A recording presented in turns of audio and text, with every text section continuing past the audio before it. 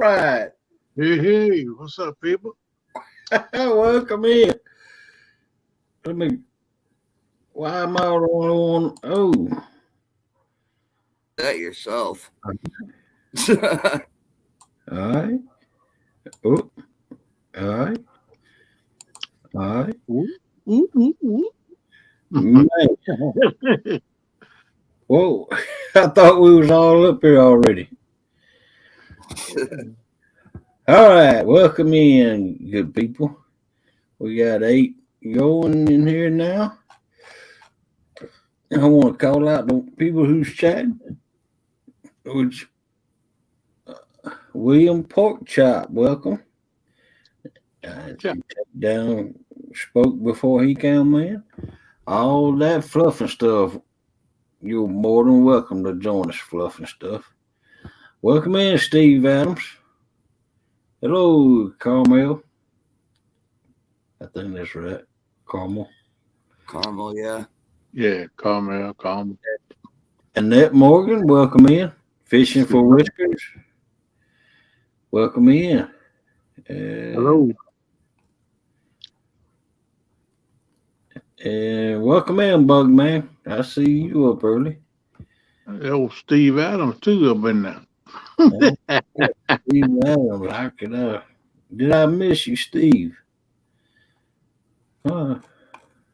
Yeah, you missed him, man. Oh, wow. Don't miss my butt in there. Hello, Well, Annette. Morning, everybody. How y'all doing? Yeah, Well- Fluffy.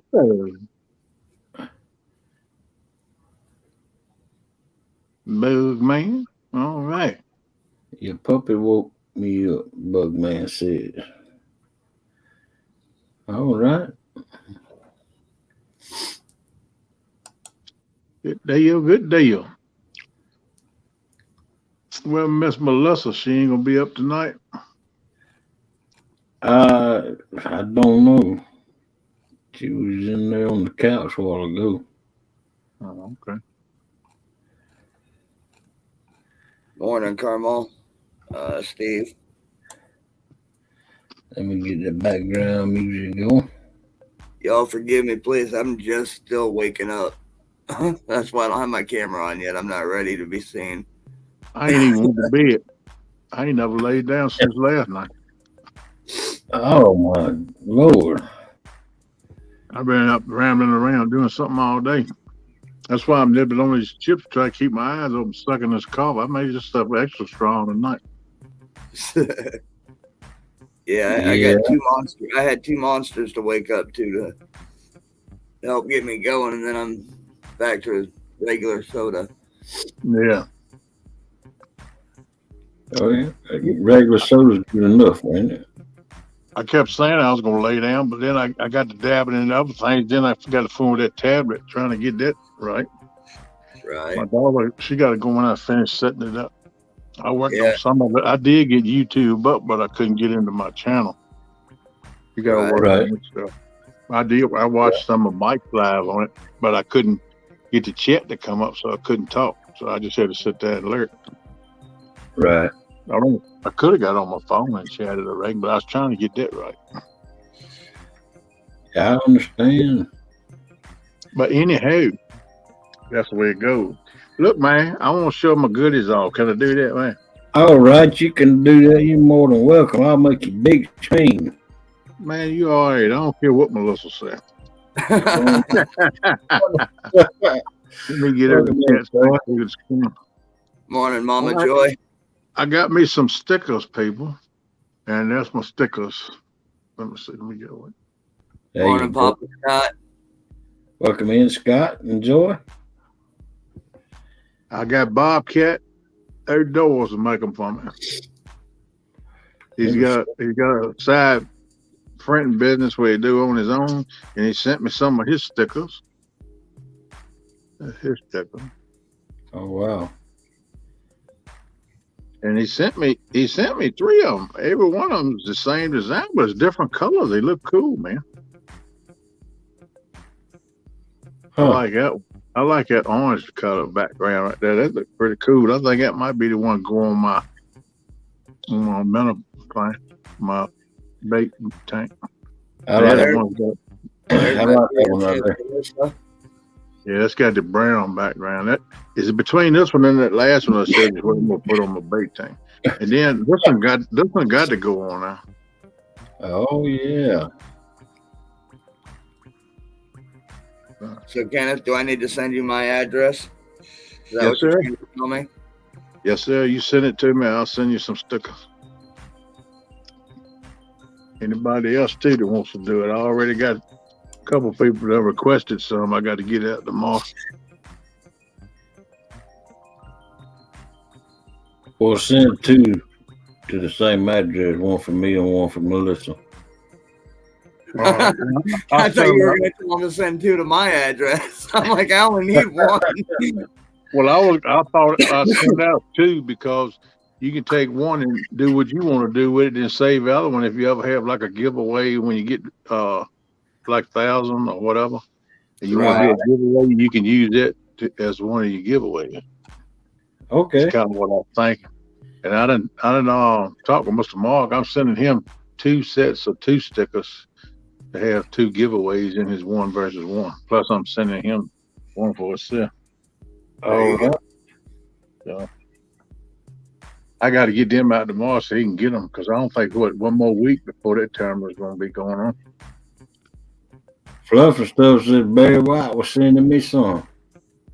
Say what? I ain't back to chat now. I'm missing Fluffy Stuff. I can't miss Fluffy Stuff now. Yep. Yeah, I'll send you some, girl. If you got Messenger, you can go on Messenger. I'm on Messenger under my name, Kenneth Powell. And you can find me in there and send me a message. If not, we'll, hey, Melissa, I can get you, drop the link out or something. I'm not sure how to do the message. Melissa, I have given one away. That's the only one I've given away so far, and that was to my daughter. But you can get the second one. That's as close to count. Huh? That don't count. That ain't your first one. You're supposed to give your daughter one. Well, that's what I'm thinking. So, you get the next one. I'll save the next one for you right off the top of the pile. And I'll send it with her when I send it there. I think I still got y'all's address. I should. I think I wrote it in my book when y'all sent me your stickers. So, if not, I'll get back with you. But I think I've got a book I'm keeping everybody's name and their Gmail address and all that good stuff, or email, I guess I should say. Telephone numbers if I get them, whatever. So the only thing is I don't have them in alphabetical order, so when I want to look somebody up, I might have to go through 20 pages of names and addresses to find them. But you can just zip down the page pretty quick. You can run them. So. Hey, Kenneth, do you want me to share your Facebook link so they can find you? Yeah, that'd be cool.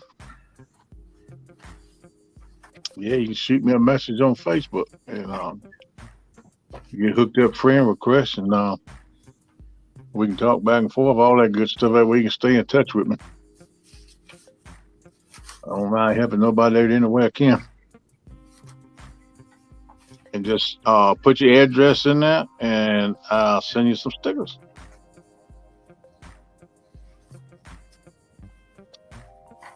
Don't mind doing it. I'm going to try to take a bunch of them. Those that want takedown stickers, I just posted this Facebook link. You can contact them there. There you go. I started to set it up in my YouTube name, but I just put my regular name in there. So because everybody knows me, mostly it's Kenneth anyway, Kenneth Takedown, because that's where I used to have it on YouTube. Pork Chop said he just sent you an email, Kenneth. Okay, Chop. I think I got your address. Anyway, you sent me one the other day with the address on. I think I sent you one with mine because you said you was going to send your stickers to me. I think that's what it was. Ricky, yeah. I wanted to be the second sticker, Kenneth. Okay, well, I'll turn over on the back and I'll take my shopping right number 2 on.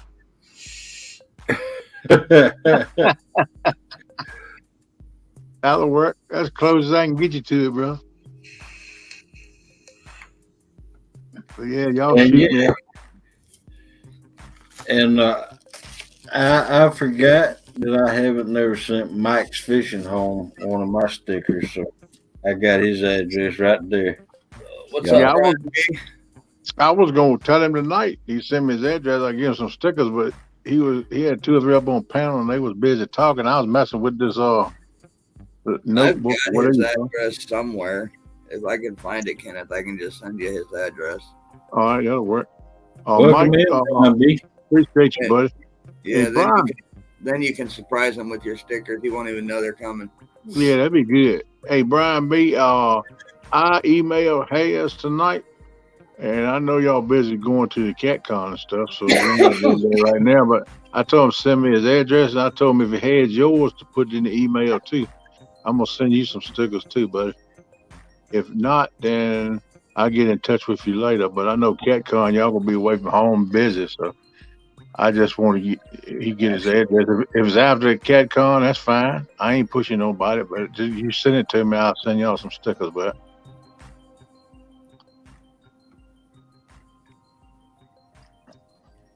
Oh man. Now ready for some more for some coffee too, Melissa. Please. Yeah, Melissa, this old AARP group up here is used to staying up all night. I ain't laid down. I got 2 hours of sleep yesterday, and I ain't even laid down today.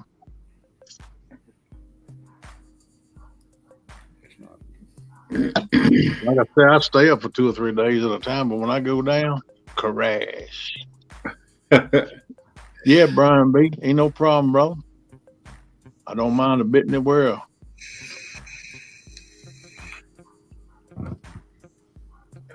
I've been waiting on them. I've been chomping at the bit to get them so I can start giving them out to people. But I looked at one place and it didn't work out. And so I got hooked up with Bobcat because he's in the catfish community. I got hooked up with him, and he does an awesome job. I read what you wrote. What, who wrote? Melissa. Oh. Well, she says something to me. No. Oh, okay, good. You I read didn't want to come up. She said she's gonna go get some coffee. I said I want some too, please. Brian B, can you see the screen? I don't think you seen them when I was showing them a minute ago. That's my stickers right there, bud. That's what I'll be sending you. I'm gonna send you 2 or 3, whatever you want. I figure you can put one where you want and have another one for a giveaway or something later on. It ain't no big giveaway, but people do that, so I thought I'd do it too. Most time we give a 2-pack away. Well, I can't do that. Hey, Wendy, how you doing? I take another one in Baconators. That one I got last night was good. Yep.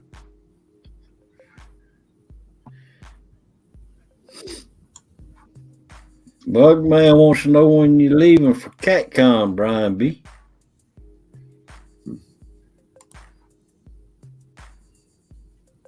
Hey, Sandy Toes. Morning, Sandy. Good morning, Sandy. Brian B said, "Oh yeah, I need that one on my wall." They're leaving tomorrow. Right on. Man, that's gonna be a fun trip. Get all them piled up in a vehicle, man. That's gonna be a trip. They might need some bail money for this thing over with. Oh, Brian B, he ought to take his Cadillac, and he's already saving up the bail money.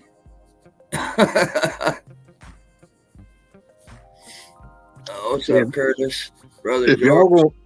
y'all go buy any tackle or anything, Brian, y'all wait till the last day, man. Don't spend all your money the first day in case you get locked up that night. You have your bail money. Welcome in, Quatman Curtis. Where you sitting, Mr. Curtis? What up? George Ray, my brother. What's up? Oh, welcome in, George Ray, fishing the dream. Oh, I see how you gonna do, George. You gonna say Brian B first. I know, right? Yeah, I kind of noticed that too, but I just let it roll off my back. It kind of hurt me a little bit there. I always thought that was an unspoken rule. When you go into somebody's channel like that, you always say hi to the panel first. Chucky Morgan, welcome in. I always do. Hey, Chucky. Yeah, I try to. Sometimes I forget. Mr. Scott Swift, how you doing, buddy? What's up, Chucky?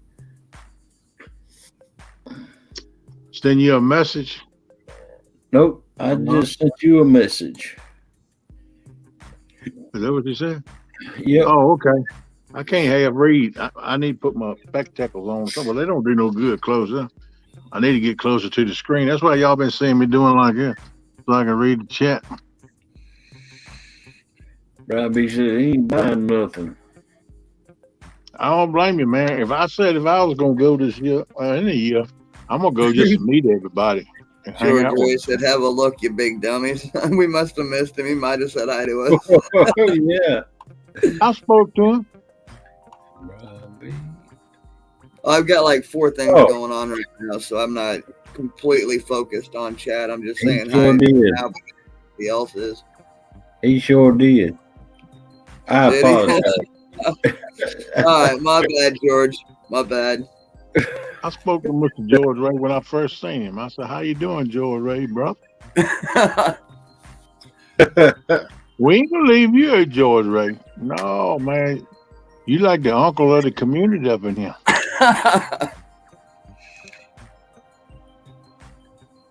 I can't stay mad at George. I can't stay mad at George either way, man. Nah, man, George could do. I saw him in George Ray. Hey, he's Brian, all right. I don't care what Tinkerbell said about him. I like him. Right?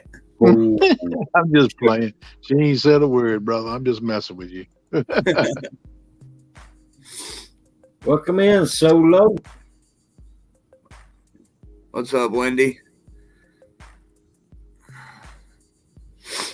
Solo, Texas, Mr. Ricky.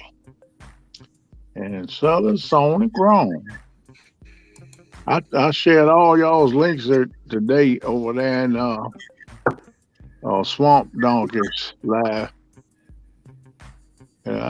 He said share it all you want, so I was sharing links of people wanting it and nothing. I was just spreading it, John. I was putting it there. So I hope it does some good. Seemed to me with that Texas drawl, Solo.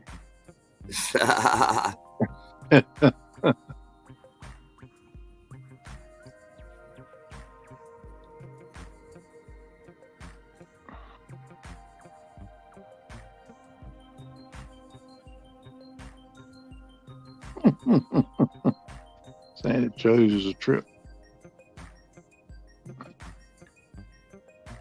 The panel is going to have to sing or get off the pot.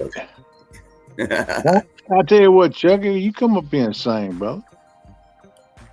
That would be cool. You come on up here and tell us your life history as a fisherman and how you do your deal, and then you can sing a song before you exit and walk off the stage. Kenneth? Huh? I don't think he meant sing. Yeah, no. Well, that's what I'm going to say, sing. You're supposed to have a G at the end, not that T. Well, he meant the T.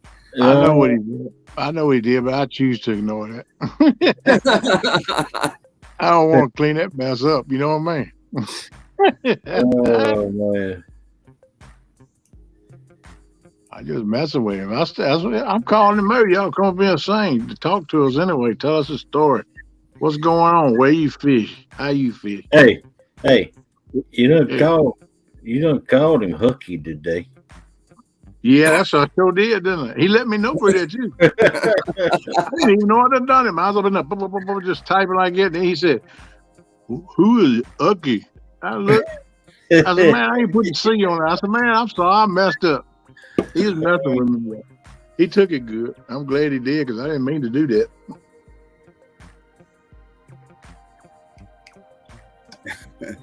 Yeah, I do apologize, but It was kind of funny after we got into it. Then he told Melissa just take the what is it? The H off of it, then be Ucky. Sandy Toes, Amarillo by Morning is an awesome song by George Strait. Yes, it is. Amarillo by morning. Oh, I thought she was talking about that song I was playing. I really No, wanted- she wanted Ricky Solo to sing to her in a Texas accent, so he put in Amarillo by Morning. Oh, yeah, that's a good song. Amarillo by morning. Up from San Antonio. Yeah, that was a good. The thing that I've got is just what I got on. Shut up, Kenny. All right.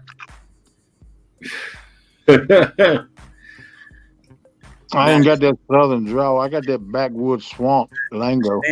Sandy says, "Okay, panel, tell me about at the time you saw an idiot fishing." You're gonna have to narrow that down. Yeah. I think it was a couple weeks ago when I went. No, it was 2 Fridays ago when I went.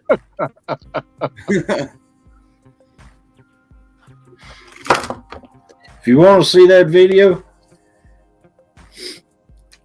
it's in my playlist, Sandy. I seen your short today where who let the dogs out? I said, look at him, he's getting down. Yeah, that was the first thing I put on YouTube. That's first time I seen it today. But I was jumping around all over the place today. I found a lot of stuff that I had missed.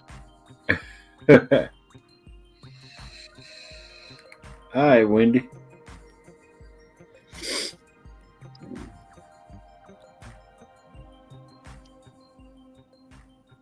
Yeah, after she hearing all the singing and stuff of it, she figured she had to go fix her a drink, all right.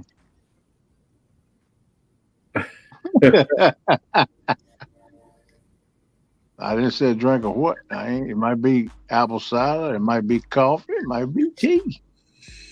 I don't know. Bug man. I guess we got a team fishing idiots. Hey, that sounds good. Yeah. So my thing is, I don't have to go fishing to see idiots. All I got to do is open my front door. I swear to God. Yeah, idiots is everywhere this day and time. No doubt about that. Doggone right. Every time you go to the house and go up the road, you're looking at idiots. Yep. Man, I don't know if I can drive truck anymore or not, man. I get tore all pieces up in these big cities in the traffic. I know it's done got rough up and down there. Oh, yeah. Man, they tell you number one every time you get up. Yeah. I need shirts and stickers. Yeah, he's talking about the Team Idiots fishing shirts. Yeah.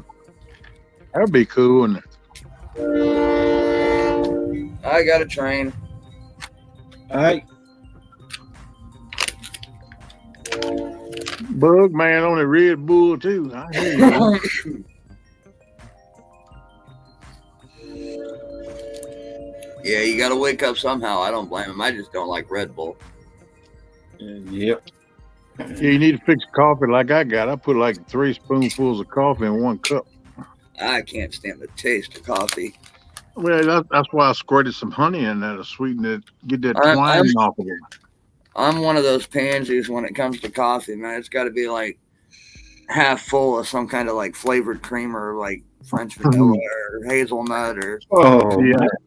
I'll put a little touch in mine sometimes, but I've laid off it the last few weeks. I did put a little honey in this tonight because it was so strong. Man, it's past bitter, but she was strong. I took the first sip of it and high on the back of my neck, punched up through my T-shirt. I said, good Lord. So George Ray wants me to start leaving the train so y'all can hear it whistle and go by. Yeah, man. Ain't nothing wrong with that. See, I always try to like mute my mic when it goes by so it don't interfere with like somebody talking or anything like that. But if y'all like the sound of the train going by my house, by all means, have at it. Yeah. Yeah, I can mute you from up here. So from now on, if it gets muted, it's not me. It's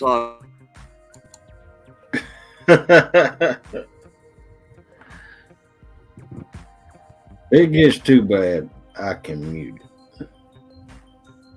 It usually don't last too long. That one wasn't bad. It sounds like it could go by pretty fast. Yeah, as long as they don't stop and like idle out in front of my house, because then Wait. 10, 15 minutes later when they start to go again, then they sit there and blast their horn because the corner's like a half a block over. Yeah. And so they blast their horn for 5 minutes before they actually start going. All right, Ricky. Hashtag Team Idiots Fishing. I can name a few. Me, myself, and I.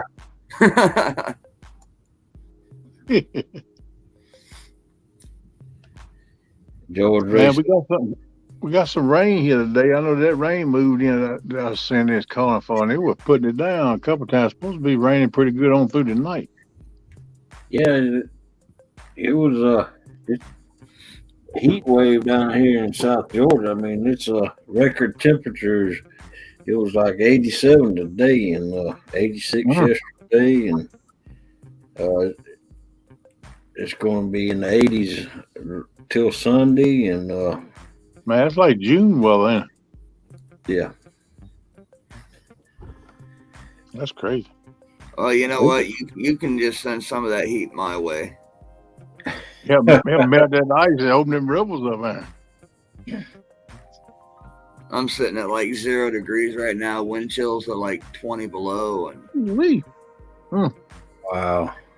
My furnace is having a hard time keeping up with it. I had to turn my furnace thermostat up to 80 degrees just to stay comfortable. Yeah, that's rough right there. It's supposed to dip back down cold for a day or two, then it's going to warm back up again. It's kind of fluctuating, but it's starting to be more warm weather than it is cold around here right now. Yeah, I think they're calling for like a ½ inch of snow on Thursday, and then hopefully that'll be it for the year, and it'll start warming up. Yep, that's Amarillo.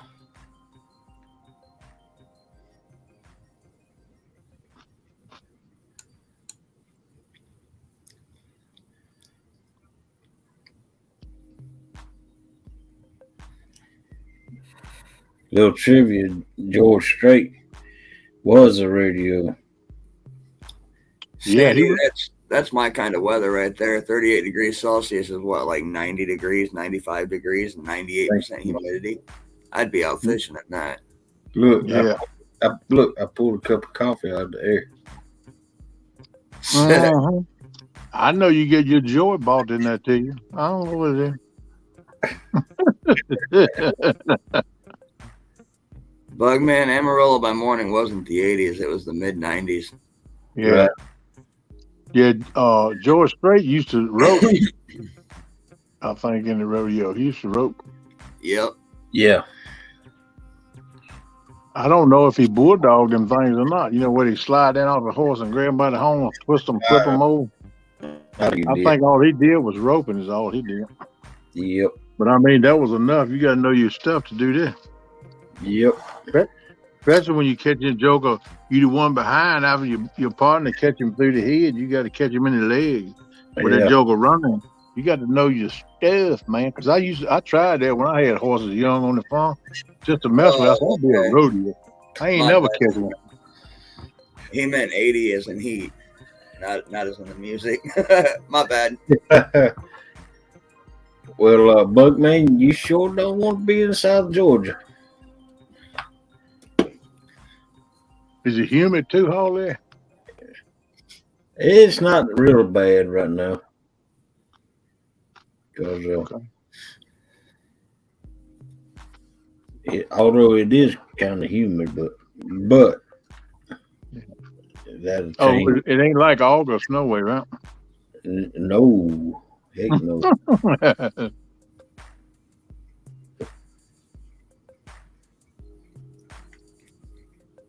Yeah, if I had about 4 days of 80 plus degrees straight, I'd be out fishing by day 5. Ricky, I know a man could take that challenge on. That 72-ounce steak. I get old Josh with 1 ton.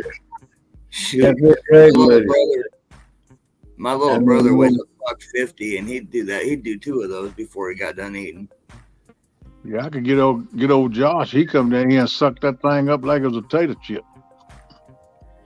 Catfish Regulator said Amarillo by Morning was a 1982 song. Yep, that's the year I graduated high school. Yeah, that could be. What's up, Aaron? Welcome in, Aaron. For some reason, I thought it came out in like 92 or 93, but it could have been the 80s. I'm not fully awake.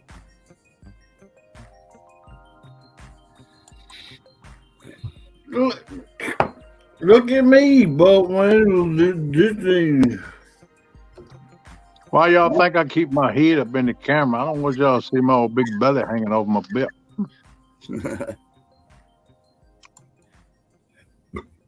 Thank you, Melissa.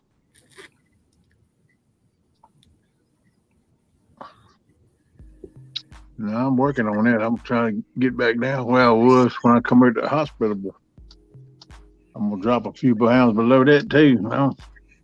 I'll never get back in my high school football form. Them years is gone, but I'm gonna try to get myself in a little better shape. Ricky said he used to work in rodeos when I was younger. I know how to rope, but never competed in the rodeos. Okay.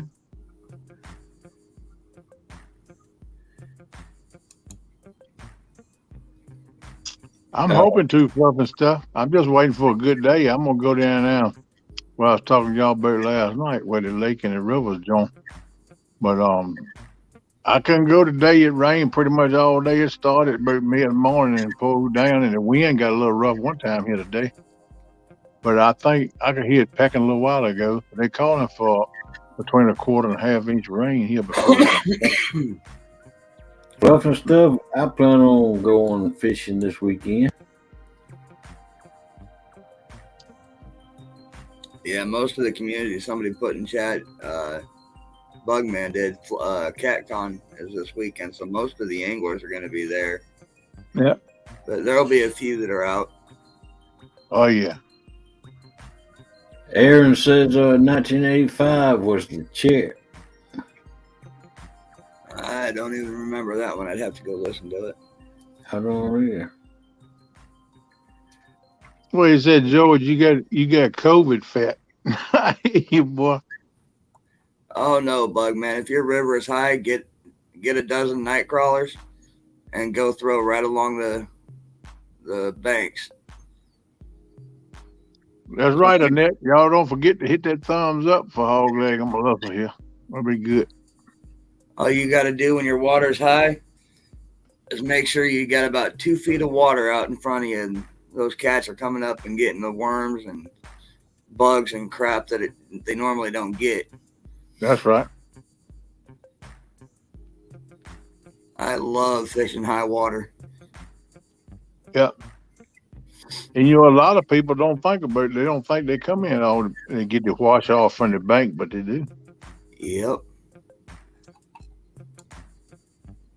You see them water be high. That's good Lord. Why you throwing it there so far? Look what you do with the feet. They ain't there. What's up, Mr. Tiger? Fishing high water like that, to me, that's the equivalent of around here getting the ice, what we call ice out channels. They come up, they get the shad kill every spring. Yeah. And it's just a feeding fest. Right, Aaron. I knew that was Pure Country was 1992 movie. That's a good movie too. If y'all haven't watched it, that might have been what I was thinking of when I said that earlier. I watched it about 18 times. Yeah, me and Melissa did too. I like that movie.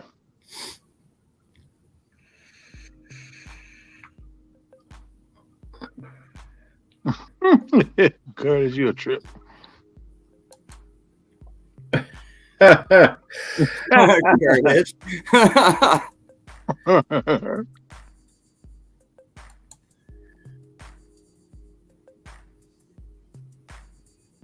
Ricky used to do bull and bronco riding. You're a tough cat then. Heck yeah. You dare gonna ride that bull or stomp you, man. I sat on one time. We had it in the stable, and that joker, man, he was bro. I said, how in the world these boys ride this thing? I got off of that thing. I said, I ain't messing with that. I was gonna tell my grandpa, I said, you open the door, I'm gonna ride him over here in the lot. He said, that thing gonna stomp you, you know what? I said, yeah, it might, but I'm gonna try it one time.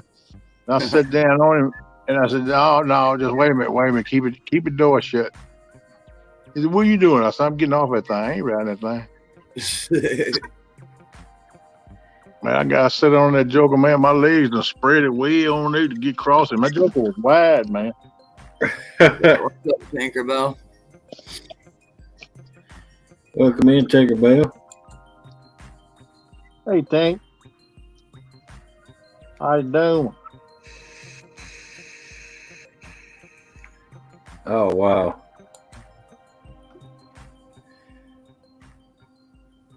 Sorry to hear that fluffy stuff. I'd want to see you catch one.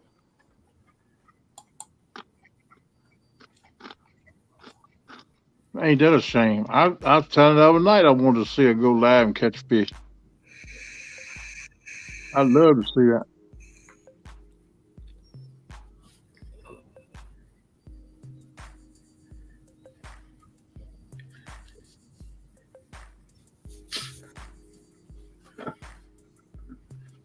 Fluffy stuff, y'all try to look around, find you a spot where you got a channel signal so you can go live.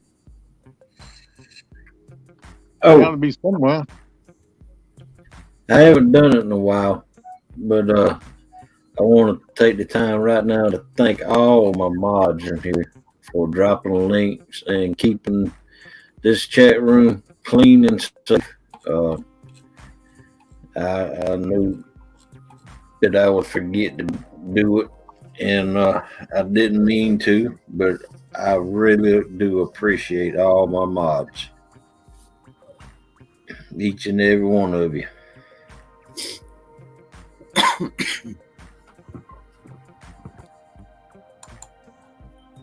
I used to bring a horse.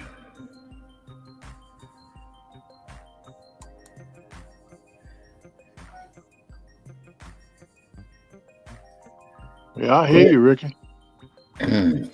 Question. Question for you guys on panel. Other than catfish, what's the one fish you would like to catch and why? I can tell you that on my aspect pretty quick is crappie. And the reason I like to catch them is because they do good in Crisco Lake. Yep. Otherwise, fry them up and eat them. That's what I, put them in Crisco Lake, cook them up. Yeah, boy. Make up some coleslaw, some hush peppers. It's on then. Curtis, I like to catch all fish. For the past, I'd say 20, almost 30 years, 28 years. My main target has been catfish, flathead catfish. But before that, I was a bass fisherman fishing in tournaments. But I got away from that because I couldn't keep up with that because I started getting fat, and y'all know that everybody in the catfish community. Well, that's all I'm gonna say. I actually read that as more of he was asking like a bucket list something you haven't caught before. So that being said, there's a few of them on my list. Pike and muskie, which hopefully I'll get to this year. Yeah. because we have those here, but they're just hard to find. Yeah. But also, I might get a hold of my buddy JV. They've got the big lake sturgeon up in South Dakota. And I want to go down towards Texas eventually and get into the monster alligator gar. Oh, I've caught a 4-foot alligator gar out the Flint River. See, we have the long nose, the short nose, and the spotted here, and I've caught all three of those. So I need to finish out that species, but I have to travel to get to those. You talking about a species that you like to catch that you hadn't caught? I would like to get into some walleye fishing. I know my waters down there's got walleye in it, but I never concentrated, never caught none. I started catching walleye by accident before I even knew what they were. Yeah, I heard that. I would like to, because it's some guys down that lake that target the walleyes, and they catch them. They say they catch some nice ones down there at the Lake Gaston. But I ain't never tried it. But like I said the other night, I want to try catching a carp because I never caught one, and I want to try doing catching some walleye. They two species I hadn't caught that I would love to get into. Catch some. Exactly, bug man. Yeah,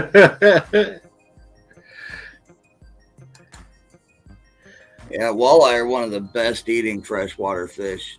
I mean, yeah, that's what they said, man. I would love to try it, man. Oh, all the fish up north,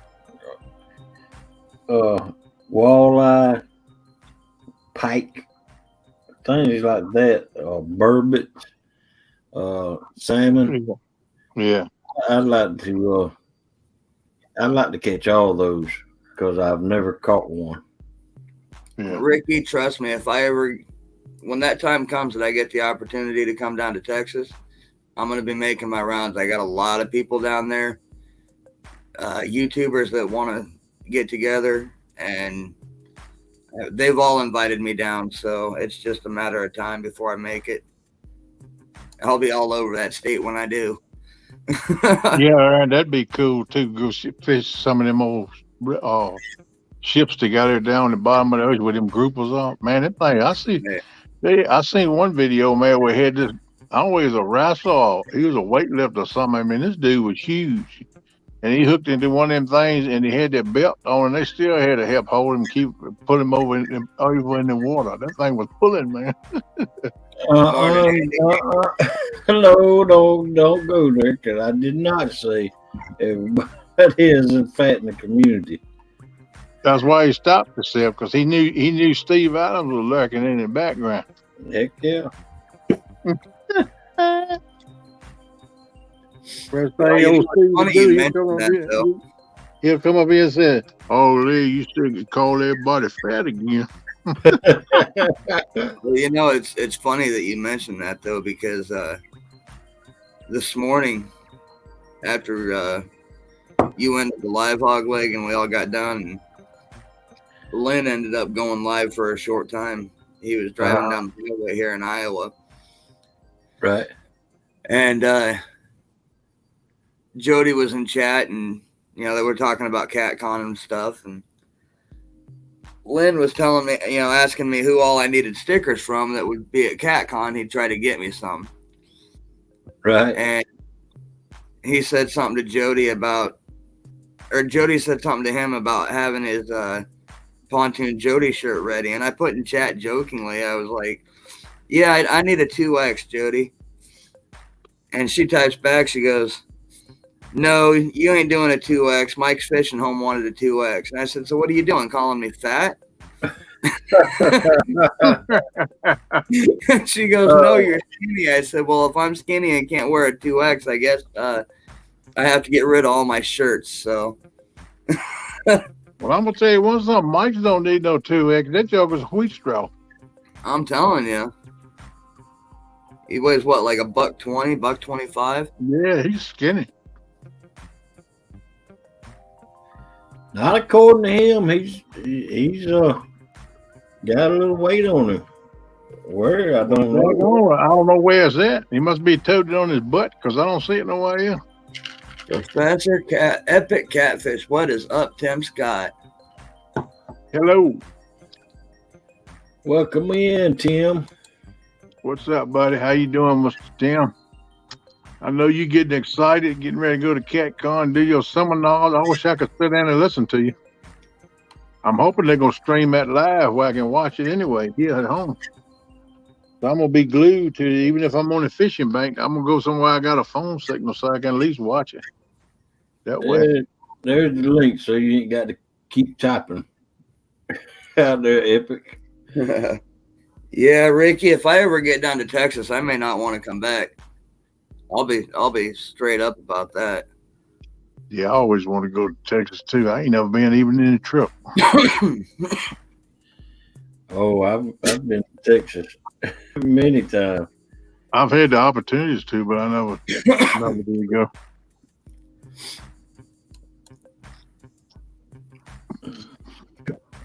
Hello. What you say, buddy? What is up, fellas? Oh, we just hanging out and talking a little crap. Let me turn this sideways so we can get this thing going. All right. Holy moly. Man, I see the video you put it the other day, but you catch made, and I love them, man. They look good.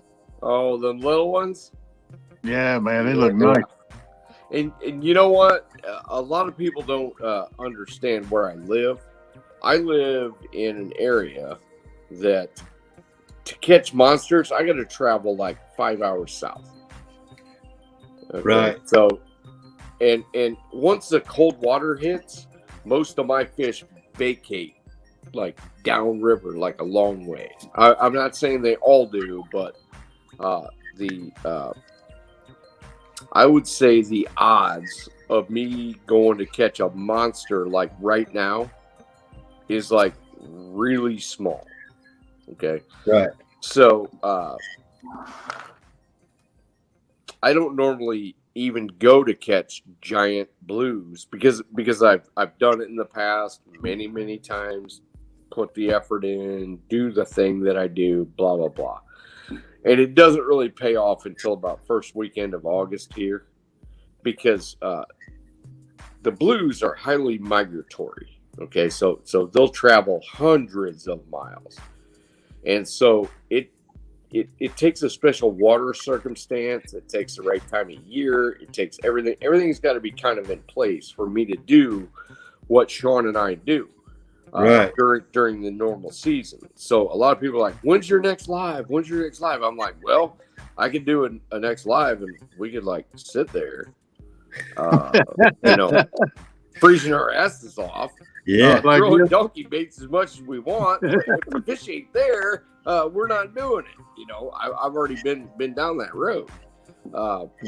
And so I like to get the most bang for my buck because it costs us a bunch of money to go down there. It does. Yeah. It takes a hotel stay. It takes 5 hours one way, 5 hours back, a couple of days hotel stay. I got to bring donkey baits that takes 20 miles one way, 40 miles. I got to keep them in my tanks. I got to do all this other stuff. I'm not complaining. I love the fact that we can even do it.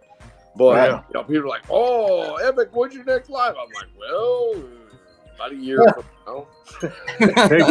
Takes time to get them trips together, don't it, bud? Yeah, it does. It does. Yeah, takes money too. And it does. It takes effort. It takes perseverance, and it takes, and that's why my channel's named that, because it's not my channel. I didn't name my channel Epic Catfish because that's all we do is epic. It's not that. It's the fact that to do what we do and to put that much energy into it, the results have to be good. Otherwise, we're just out there fishing. Right. So, I decided to name my channel that because this is it's not a walk in the park.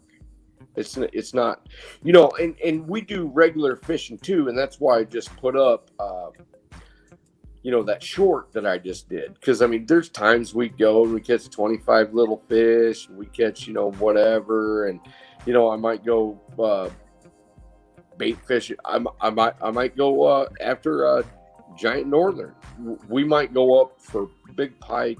We might go for bass at the same time, smallmouth. Sean and I love to fish smallmouth. We got a little river right here between him and I, and we'll go wade that and whatever. But when it really comes down to it, the epic stuff is because we put the time in. We know the time of year, and I explain that in a lot of my videos.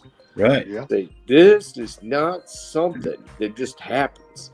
This is planned. We go there and we put the time and the effort into it. And a lot of the videos that we do, that we catch these monster fish, it's not just we just went there and caught them. Right. This is after we put all the time and all the effort and all the money, and then after 2 days we finally get on one anchor where we catch 5 giants, or we catch 3 giants, or we catch a 30, a 40, a 60, an 80, a 70. And we're thankful for it. Yeah. That's why you see Sean and I celebrate, because this is not an easy thing. We don't have, like the river out our back door. We don't just go like 10 miles and spend like $5 in gas. Yeah. This is a monumental thing that we do. So and I guess you could say you named your channel Epic because y'all put forth an epic effort to get what you do. Yeah, right. It is. Right. And because we put that epic effort, we get epic results. Because of years of experience and knowledge about what we do and how we go about it. Because I could go in May to the same areas. I go in June. I go in July. And the results aren't going to be the same. Right. Yeah, they're not. Right. I go to the Tennessee River, and maybe I'll catch big fish and maybe I won't. But I could spend time on the upper Mississippi, like up in Minnesota. We might catch big flatheads, or we won't. But the whole thing is that after years of chasing big fish, I have learned the times to do it, how to do it, when and where to do it, and it's not it isn't a contest. It's me against myself and against the fish and against Mother Nature, and that's why it's so focused. That's why it's all it's not just I don't have music that's just like golly gee, let's just go out there. It's pretty darn focused, right? Because that's how I feel about it, and I've tried to explain that a bunch of times. It has nothing to do with anybody else's fishing. It has everything to do with what I think about it and how I want to convey. That's what the captain's log thing is about. That's your mindset, right? That's what you're trying to say. That's your mindset. Yes. Right. And that's how much effort I got to put into it to produce fish like that, because they're not a dime a dozen. Matter of fact, in the areas that I fish, there's not that many people that catch.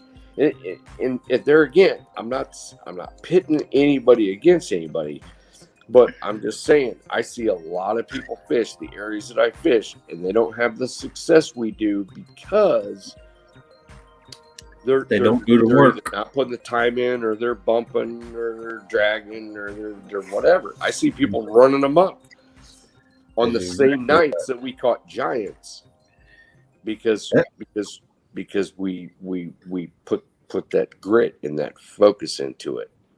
Yeah, that's right. You get me pumped up now, man.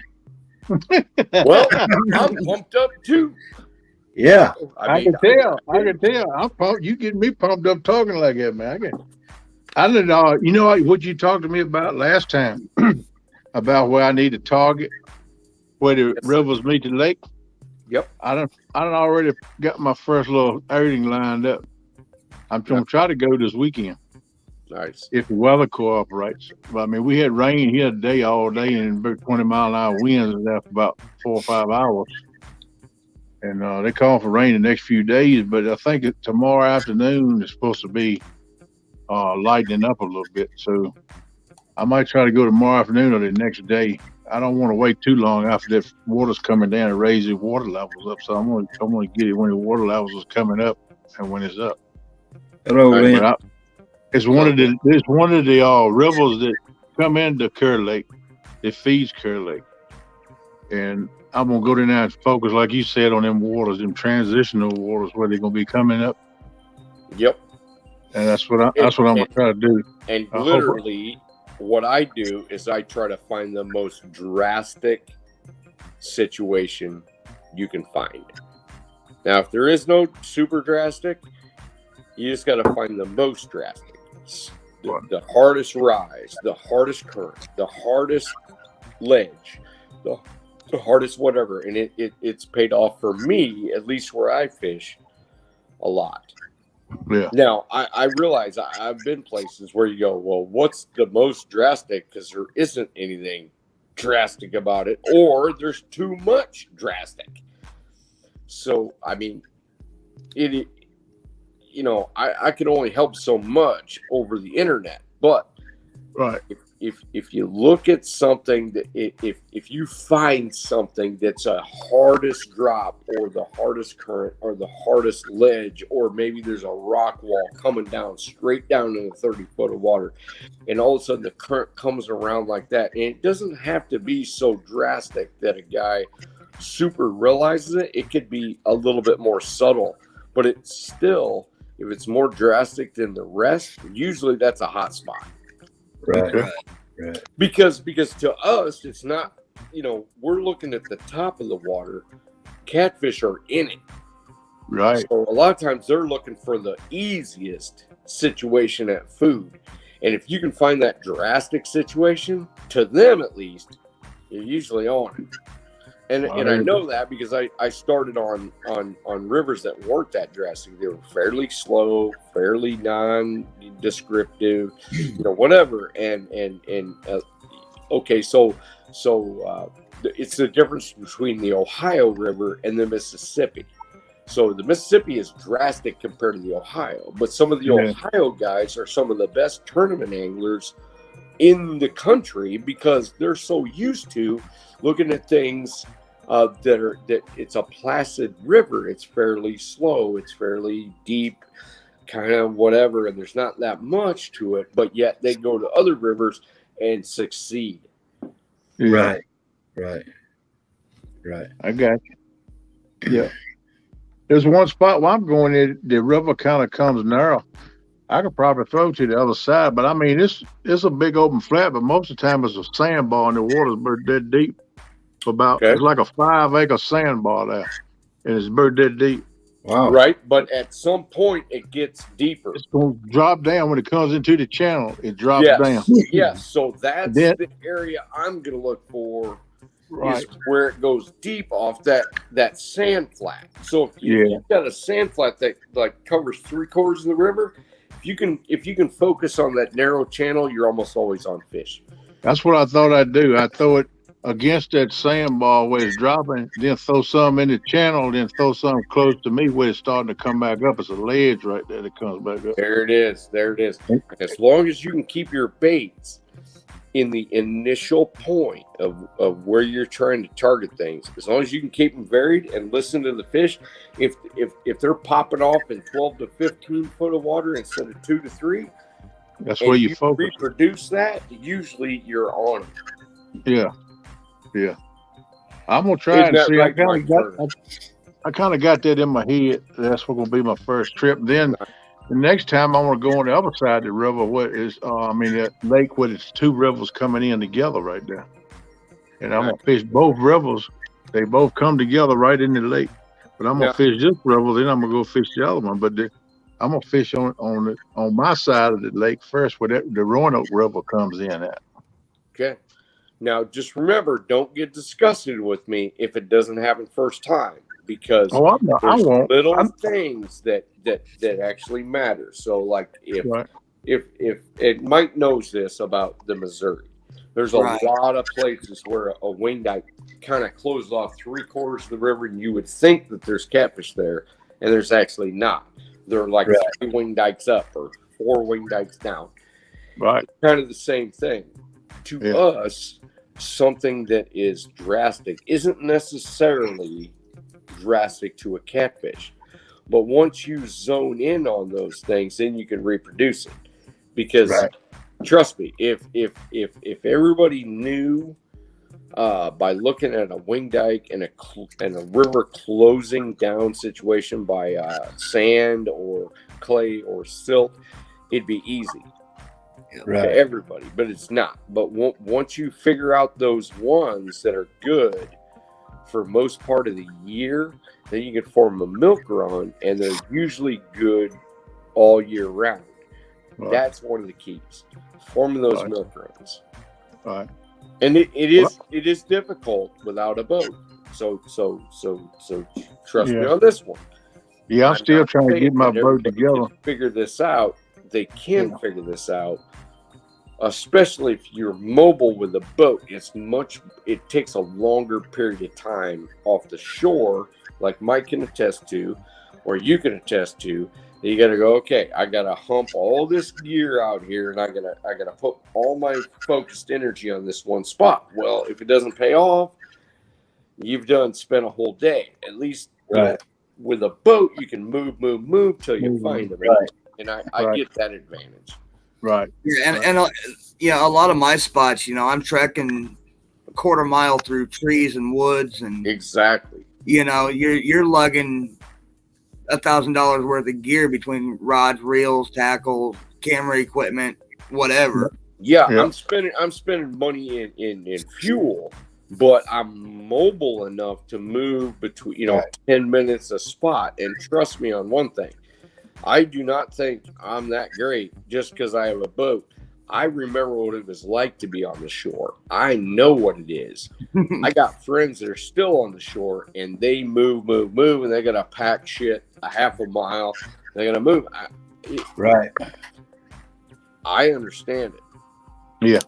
And now I'm kind of off my game because I've been used to using the boat, But right now my boat is down. And they're trying to get it back together. So I'm going to fish, even though I don't have my boat. So I got to drop back and go back to bank fishing. It's been a long time since I just strictly bank. But remember one thing, too. Us guys in boats are spoiled. So we will move too quickly sometimes. And the bank guys, actually, once they form a good milk run, they sometimes have the advantage. Because we're thinking, okay, I haven't had a bite in 15 minutes, so I'm going to move. And so sometimes bank guys can beat boat guys as far as catching numbers in big fish because they have the time invested.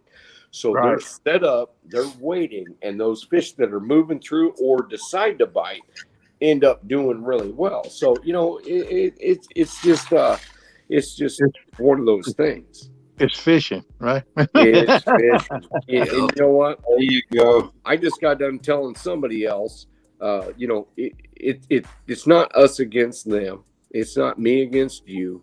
It's me against me. That's right. That's the way I am. I get disappointed in myself if I don't produce like I think I need to. Yes. And you know what? That will take you a long way because it makes me more determined. Like if I go and say I draw a skunk, I just catch a couple dinks. That gets me more determined the next time to do better because I know I can do better. There it is. And you know what? Ultimately, it's down to what you have as expectations. Right, Hogleg? Right. Hogleg's looking at his phone.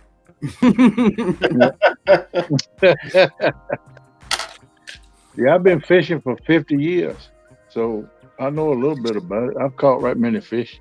Holy moly, you don't look old enough to fish for 50 years. Yeah, I'm 57 years old, gonna be 58 in May. I'm only I'm an old man. 52 years young. Yep, I'm an old man. Me too. I'm old as shit. Yeah, me too. I started when I was 7 years old with my Yep. daddy. And then there was an old guy in the neighborhood. He was a fishing man. That joker could catch some fish. And I got to fishing with him. He'd take me with him every time he go. And I was glued to him just like a piece of glue on a piece of paper. And he taught me a lot, man.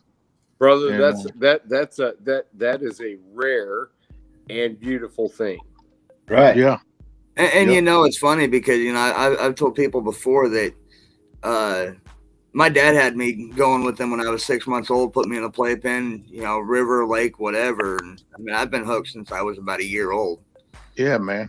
And it's to me, it's interesting, but it's funny at the same time. You know, you got, you know, Tim, that he's put years and years and years into the science behind all of the catfish studies. And Yeah.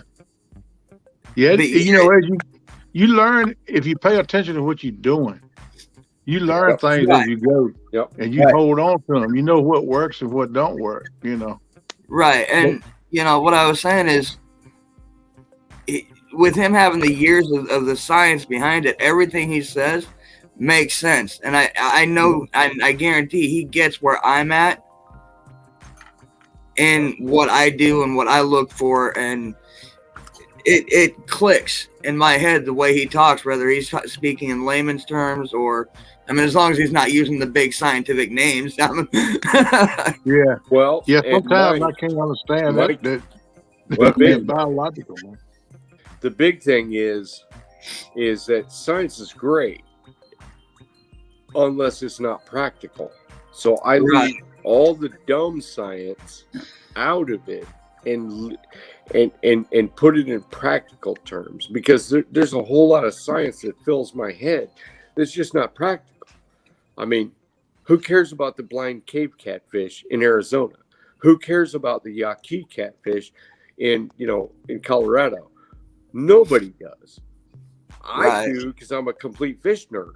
But I don't talk about. Have you ever heard me talk about that? Just to say I'm just awesome. I don't care about that. What I care about is helping people do better with what they want to. Yeah. All right, Epic. Yeah. You are awesome, though. You know catch what? big I'm no fish. more awesome than anybody else. I just No. have the time and the inclination, and I You're was the a one- catfish you are- psycho from like little, because that's what fired me. You're- You You're you one the of the only most one. awesome people in the catfish community. Yeah. Tell you that You know right now. what? I don't think I'm any more awesome than anybody else. I think you are all awesome in all your own ways. I told somebody tonight on a live, I envy people that are new at catfishing. You know why? Because I would do it all over again. I wish I wasn't. Sometimes I wish I wasn't where I'm at. I wish I was catching my first channel cat on a lake at 12 years old. Still, and that's how I really think, because I think it's a beautiful thing. Yeah, I love fishing too, man. But you know what got me hooked? I was 8 years old. I'd fished for, I don't know, half a season. I didn't catch nothing. I got a few little bites. Well, I did catch a couple little brim like that. And the old guy I was fishing with, he used them for bait, you know. He was telling me all about that. So. And then I had a cane pole I cut out the woods, and I rigged it up. And I caught like a 6 or 7 pound bass. And I fed it right up against the bank, because cane pole, you can't get it out too far no way. And man, I caught it. I was hooked off of that. And then he got to telling me about taking them ram and throwing them on the bottom, catch catfish. He liked Nice. to catfish too. So that's kind of what got me into catfish. So he taught me a lot about that, man. When I was like 8, 9 years old, on up to I was about 14 or so, that's when he passed away. Hey, Hog will you leg. highlight Bugman's comment there? Hog leg, I appreciate you saying that. I'm sorry, I didn't mean to like throw anything else into the mix. I do appreciate that, and you know what, part of me trying to share information is because people like you guys are appreciative of it. If nobody was appreciative, I wouldn't really do it. But That's like, I do have to remind people that I do it because I was there. I needed information and there wasn't anybody to tell me, and I just had to learn it all myself. And that's just like people over in the community started asking. See, I sit right here tying up a bunch of leaders, awesome. and I tell them every night that's a 4/0 hook, circle hook, and they all ask me, why do you use such a small hook? And I told them, because Epic said when the channel cats are finicky, that's right. Size. That's right. That's right. That's right. Yeah. But I'm gonna tell you like this, I ain't trying to call you out or nothing, like no way. But you the only one I see in the catfish community that gives the angle and the perspective that you do. And it's amazing, man. You're amazing somebody, and you give a world of knowledge that other people don't even know about because of your perspective and what you've done and what you've been through and the way you approach what you do. You know what I'm saying? And there's nobody else to do that. Well, and I'm thankful to fill that niche if that's what I'm doing. That's what you're doing for me. I'm just trying to help because, it just. And, see, these are number 7s. I know what you're saying, man. 7/0. But I just want you to know, appreciate you. I appreciate what you do because what I've listened to you and I got from you, I hadn't heard that perspective or angle about that from anybody else. You the only one. That's right. All right, we got a comment in chat for Epic. It's more of a question. It says, I have to ask Epic if he was in Maryland last week. I passed a car on the Eastern Shore that had a window decal that said, "Do Epic stuff." Was that you, Tim? That wasn't me. That was not. Somebody that got you Epic but I like that. I like the idea of that sticker. do Epic stuff. That's right. I do like that. That's pretty cool. So really, if we all think about it, it's all what's important to us, Yeah. And I have been, and I say this, I say you don't have to be like me, because I'm consumed, I'm driven, I'm freaking obsessed, I'm all that. It comes out. Run a good part of my life being obsessed by catfish And you know what? That shows every time you go fishing. And that shows every time you come up on one of these panels. That's what I'm saying. It shows. It shows. Well, I'm glad. But you know what? Trust me, when I put on video, I might have like 5 thumbs down. Some people, like I was in a live just earlier on Mike's Fishing Home. There was a guy who's like, Epic thinks he knows everything. I didn't really follow him. I don't really care. And I'm thinking, where did I lead this guy wrong? I don't want to lead anybody wrong. And I spent a good part of 30 minutes just trying to convince him that, you know what? I don't think I'm that great. I'm just another dipshit. But I had the right inclination, and I had the right. You got the knowledge, man.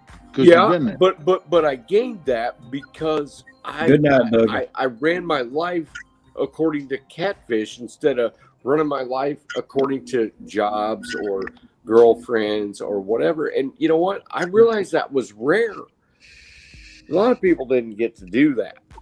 So I'm not thinking that I'm nothing special. I'm taking the opportunity that I had a special situation to help people that didn't have the chance to do that, because maybe they like catfishing later in life, Yeah.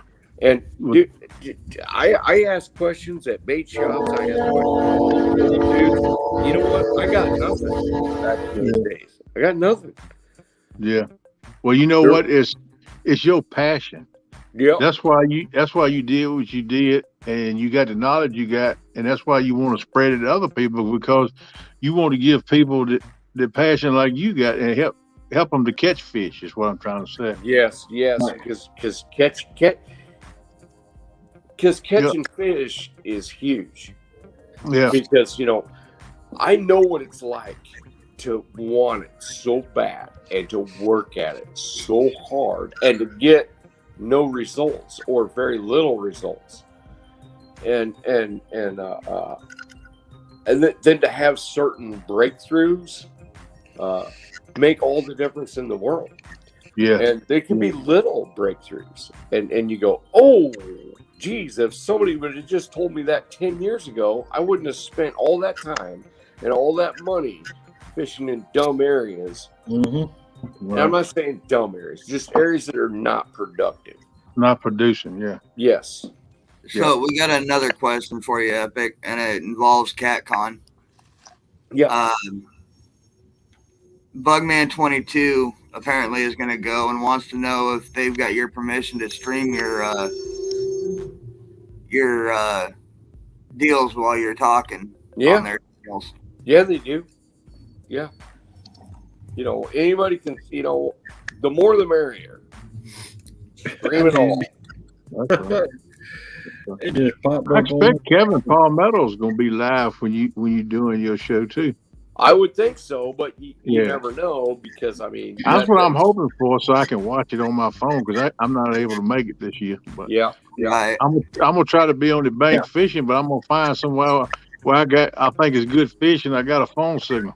There you go. I think Palmetto probably will, and I'm fixing to let it all out this time. This is going to be one of those. I'm not saying it's going to be a come to Jesus moment, but I'm gonna. It's gonna be epic. Well, maybe, but I think I'm going to set the stage from, like we're talking about, like when I started, and what drove me, and then what I do now, and what I want to accomplish in the future.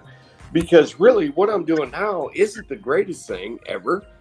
Yes, I can go pretty much anywhere I want, and pretty much if I have the right amount of time, I can pick out giant fish. I can usually catch them, but there's a lot of things I still need to learn. And is there anybody to teach me? Probably not. But I'm going to have to still figure out that Rubik's Cube, that thing where you turn it right, you turn it left, turn it again. You say, okay, this is what I need to do. And I do the only thing to teach me that right now is either guys that don't talk, because trust me, there's guys that catch big fish and you'll never see on YouTube. And I've always said this. You'll never see them on YouTube. You'll never hear about them in the newspaper. You'll never whatever.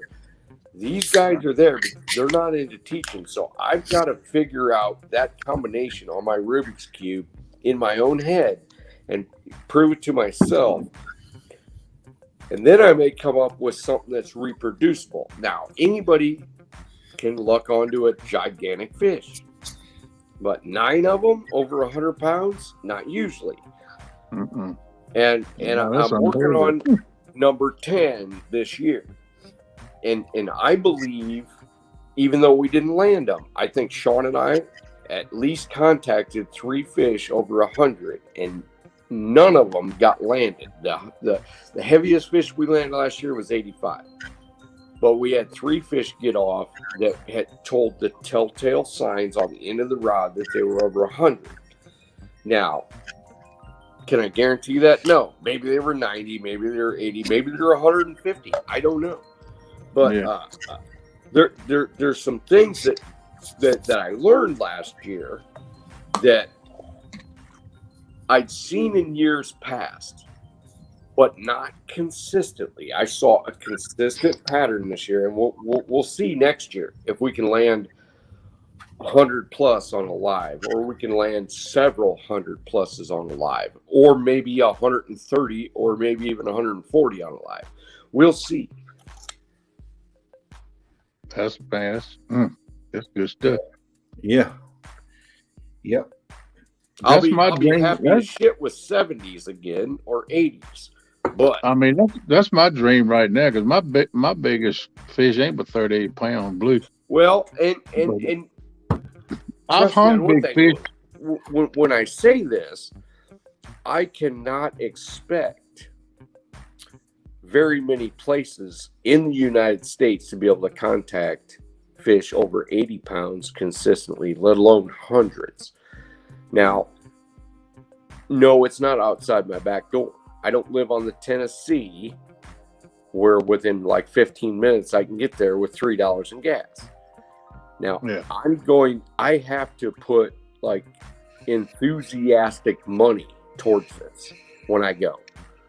I have to put, well, with gas now, geez, it's almost $4 a freaking gallon. They say it's going to get over for exactly. So so just put this in perspective. If I was going to go to the Illinois River, which doesn't hold blues, and it holds very few flatheads, and it holds a good number of channel cats to like 20 pounds, fine. It's going to take me 20 minutes to get there from my house. I'm going to be able to fish it and come home. To catch these monsters, I have to go 4.5 hours south, stay in a hotel room.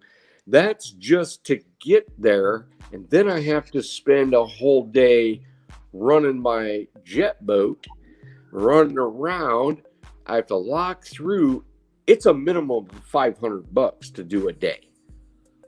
Right. That's what I was thinking. 500. So every time you see me do a live, I'm not in it for the money. Trust me. Right. I ain't in it for the money at all, because there's no hope of making any sort of money to actually pay for any of that.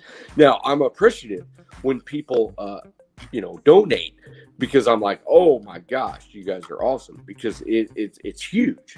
It's absolutely huge. When Becca comes in, or anybody else and says, hey, you guys need a net, because I mean, I'm like about half-ass poor as a church mouse these days, even though I'm 52 and worked my whole life. Don't feel bad. COVID came in, I got fucking canned from my job I worked 30 fucking years for. Right. It's pretty fucking crazy. Yeah. I know. So, I've been through some situations too, but I don't have none. And that's one thing that's holding me back about my boat, is the funds to get it back together, because that's expensive too. When you have a breakdown or something on your boat, people don't realize how much a boat costs to operate and run. William Warner Pork Chop has a question for you. Epic, have you ever considered to write a book about fishing? I have. My only problem is I don't have enough time to actually write a book. If I did, and it didn't go anywhere, I just might as well just call the bank and say, come get everything. I would love to, but that's a huge, if I was to ever retire with actual money to pay my bill. You know what? I'm 52 and my youngest son is 16 years old.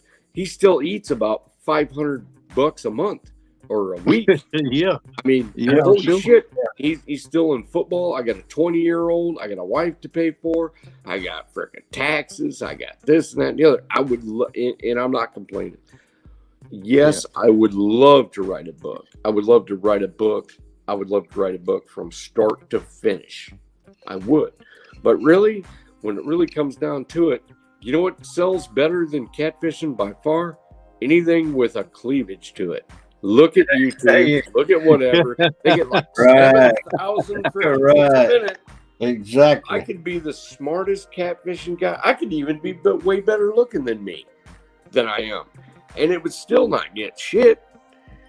So I have to look at perspective, I gotta go, I would love to write a catfish book for all you guys. I really would. What you need to do, Epic, is talk to your wife and try to get her to come on the boat with you. Then get you some more young ladies.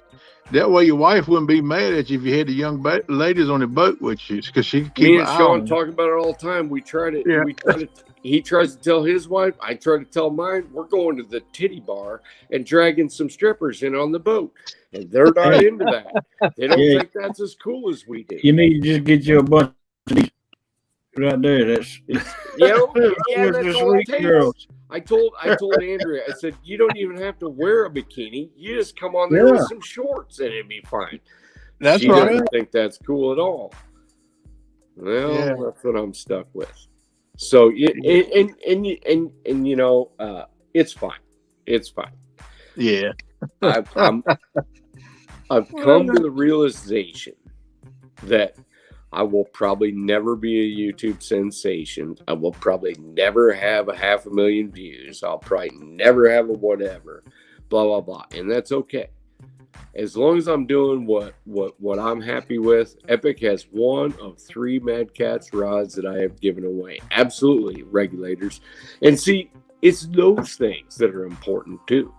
You know, that thing's already packed in the van, getting ready to go to CatCon, because that's going to be my one of my examples. You know, I mean, I could live a dull ass life. Trust me, I could live a dull life. I could catch giant fish, never tell anybody, never talk about it, never do a video. And have like a pocket full of phone videos that only like 25 people see. This one right here is number 2. Yeah. This is I went 20 years like that. I went dark for 20 years. This is Melissa's rod and reel, and that sent Melissa an 888, and Aaron sent the Mad Cat's rod. By the way, Hogleg, Melissa is your wife? Yeah. Mm-hmm. You know what? She has a great presence in chat because she's always happy. She's always nice. She always is respectful. She says hello. She says whatever. I'm impressed by her. Yeah, I noticed that too about her. She brightens the chat when she comes into it. No doubt. And you know what? She loves old Hogleg there because she's always in his corner. Yep. Oh yeah. You know what? That's special. Yep. Not just it is special, but it's almost a throwback to it's the way things should be. And not only is she respectful, she's I don't even know how to say it besides the fact she reminds me a lot of how my grandmother and my mother and all the other respectable ladies have acted in the example of how life should be. Right. Right. You know. I agree with you on that, but no doubt. Yeah. Yep. Hogleg got him a good one. Oh yeah. And, yes, sir. Yeah, that's why Hogleg keeps that door locked in that little room so she won't come in there on him. That's right. That's right, Aaron. I hope to catch a 100-pounder on that because I want to see how it performs. Trust me on that one. And I did. I coupled it with a new reel, not one of my old reels. It's got a new awesome reel. And that's a big coffee can deal right there. I wish I had it in here. I'd show it to you. That sucker's a winch. Trust me. Yeah, I believe it. I heard that.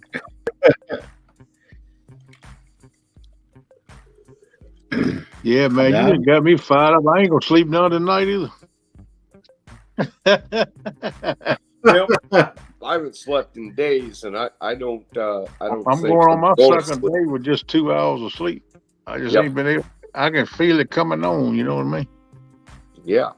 Well, I just, you know, I don't know, man. I know they're things getting ready to get right. It's getting ready to get active, and I'm fired up for it because I think I'm finally gonna get my health straight where I can get here and start doing a little something. Nice.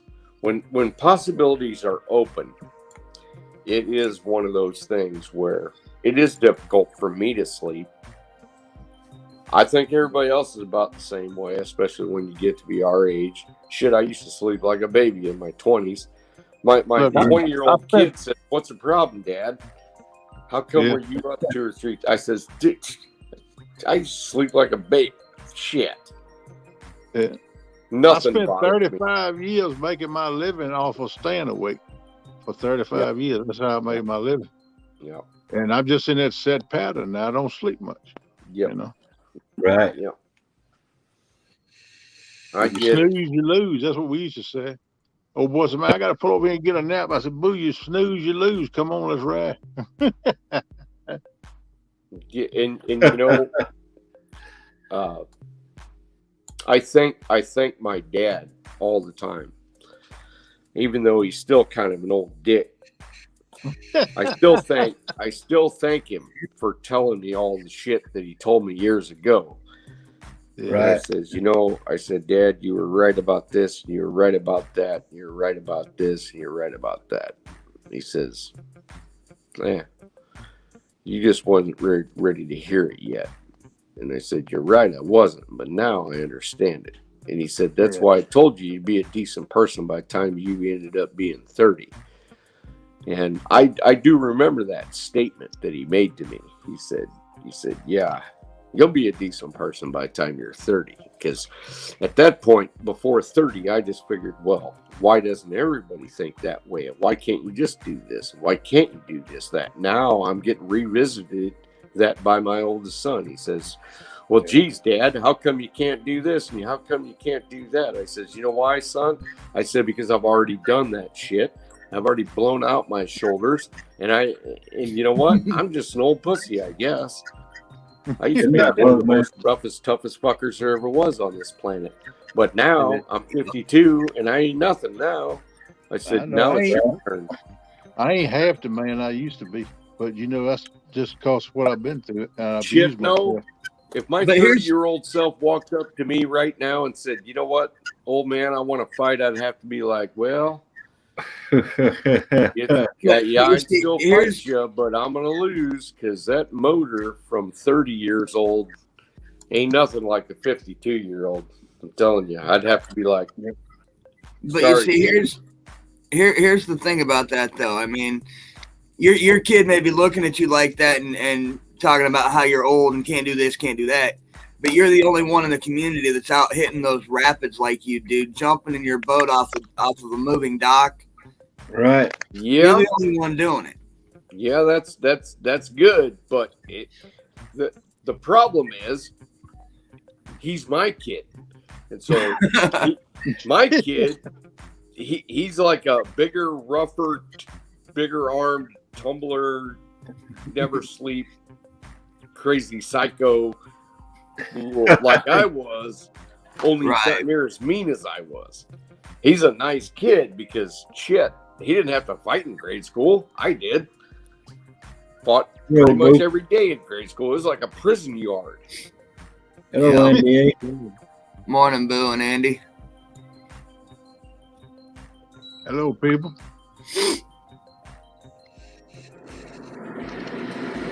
Yeah, but you're right, Mike. What's that? I mean, everybody's got their day, I suppose. Oh yeah, that's the way I look at it too. I never thought that I would. I never thought that I would deteriorate this fast, this hard. Oh, believe me, I feel the same way. But I can't believe inside I feel good, but my physical body, my extremities, right? Yeah, the physical part is pretty disappointing. Yeah, right. Because I never, well, just like right now, I can still stay awake, I can still go to work, blah blah blah, but it ain't nothing like years ago. Oh, heck no. Heck no. Right. I know what you mean. Yeah, 20 years ago, I could stay awake 2-3 days straight, sober. Now I'm doing good to hit 24 hours. I once anchored to the dam wall on concrete, never left for 4 days. Yep. Wow. But would I do that now? No. I'd be like, after about 2 days, I'm about done. Right. Yeah. Right. But then again, that long ago, those 4 days, everything was a possibility. And now I understand the odds of it. Playing Right. hard catches up with us. You darn right it does. Yes, it Yeah, does. and call over me, All I know is one of these days when you travel up and you're hitting Keokuk and Burlington up here, I know I want to try to get out there and at least meet you and Sean. That's like one of my. Yeah. Dead Man's Hole, we'll do that. Keokuk. That, you know what? I don't see too many boats. Maybe they do when I'm not there, but I've never seen a boat do what we do at Dead Man's Hole. Because it's, on normal water, it's pretty damn scary. I'm not saying people haven't done it. I'm not saying whatever. All I'm saying is, whenever I'm there, I don't see too many people doing it. Right. If you know what I mean, Mike, if you've seen Dead Man's Hole when it's churning and whipping and doing all that stuff. Right. I mean, I've never been out there. I've never been out there in person as of yet. Just so you're the only one that I know of that fishes out there on YouTube and hits those holes. So. Oh, there's other guys that do it, but we don't see them. Right. Well, that's what I'm saying. You're the only one on YouTube that I've. Yeah. Yeah. And I think we're the only ones dumb enough to do it. And I'm fixing to do something even dumber next year. Oh, boy. Well, I tell you what, Epic, if you ever come down here to your buddy's house on the Altamaha River, I'd like to hear from you. I'm fixing to go where we just hope we don't die. But I want to catch giant catfish and not die doing it. Right. And we'll film it, but we're going to see. Maybe we won't have enough time to film it because I'm feeling a little short on time. Oh, wow. Well, and actually, Epic, I'm going to have to see if I've still got your email in my phone. Might get a hold of you. I actually sent you a message on Messenger, but I know you don't check that very often. Yeah, oh, geez. Facebook just spins a wheel. I have an account, but for some reason, Facebook just spins. Everybody shares photos and sends me stuff and stuff like that, and I kind of feel bad, but it never comes in on my phone. It just sort of spins and but spins spins. We're getting a YouTube get together up here, Corning, Iowa, South Central Iowa. Okay. It'll be Father's Day weekend, and we're trying to get like Lyle Stokes and Sunfish King's talking about coming up, the Murillos, Michael and his daughter. Well, I would love to be able to make it to all that stuff. I can't guarantee anything because I since I had to start a furniture company, I have orders and I have to like bust ass for like 100-hour weeks. And then like maybe I'll get a weekend or two. So I don't know how that's going to go. I'd love to go to everybody's meet and greet, but I don't know if that's going to happen because as we go, I'm going to get busier and busier. And then I got to train. I don't want to complain. It just is what it is. Well, life is busy, right? That's what well, thank God it's busy actually. Cause if it wasn't busy, yeah. I'd be like broke and I'd be a broken man. Yeah, I know what you mean, man. Yeah, I can relate, man. Well, have you checked your schedule for May 14th and 15th? Me? Yeah. I have no idea what May 14th and 15th is going, except for the fact that I know that 14th and 15th is when here channel cats come out of their wintering holes and start to go up tributaries. And so, yeah, that's pretty much that date. Flatheads are still in doldrums here. Channel cats are starting to get active, and it's mostly the locals. But by the time, May 14th, 15th, they start coming off the main river and going up like the Scary River and all that stuff. We can target big channel cats. But I have no idea what I'm going to be business-wise. You know, whether I got to be slaving in the furniture shop or whether I can actually fish. Okay. Well, that's 14th and the 15th. That's in Daryl Trophy Seekers and Big Fishing with Big Mike. That's their meetup in Chattanooga, Tennessee. Okay. That you know what? I got bucket list dreams, and pretty much all the bucket lists at my age are about meeting people instead of catching giant fish. I'm not saying I would like trade to like go meet everybody and like forego giant fish, but that's become more important to me in the last 20 years or 15 years anyway, because really good people is where it's at. It is. You're right, man. I agree with you on that. Well, I know there's going to be a bunch of people there, and if you'd be able to make it, I would love to. Love to. Regulator said he'll send you gas money, Epic. There you go. That would be awesome. That would be awesome. I would really. I'd love to be young again, with low bills and no responsibilities. I'd be traveling all over again. Yeah, I would too. If I could do it all again. I went to South America. I've been, stem to stern, the James River a bunch of times, a bunch of East Coast stuff, a bunch of, Southern stuff. And, I caught giant fish in pretty much every, matter of fact, at one time or another, I fished almost every tributary of the Mississippi from lower Minnesota all the way to probably a little bit north of St. Louis. Most of the tail races of almost every giant lake in a 3-state wide area. And I'm not saying extensively. I mean, at least once or twice. I used to be able to, tell my mom and dad when I still lived at home, hey, I'm going fishing. And they'd be like, well, when are you coming back? This is before cell phones. When are you coming back? I don't know. I said, I might go to Shelbyville. I might end up, down to Carlisle. I might go over to the Wabash. I might end up on the Mississippi, blah, blah, blah. I wouldn't be home for 7, 8, 9, 10 days. And luckily, that they actually understood my passion for it. And so they didn't try to, I was 17 years old. I barely had a driver's license. And, I'd be gone with my little 14-foot John boat that, I'd back in.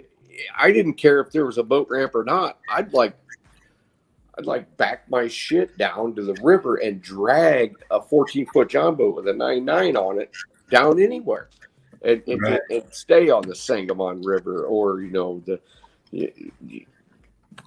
whatever river that, I wanted to do. And I missed a lot of things. I was supposed to be in the ceremony for my best friend for his daughter being godfather. Well, I missed that by 2 days. I thought it was 2 days ago. I was still fishing. And luckily everybody understood, I guess. Right. They're like, yeah, there's psycho fishermen. Fluffing stuff. I just got one device. I can't check my Facebook right now on this up on the panel.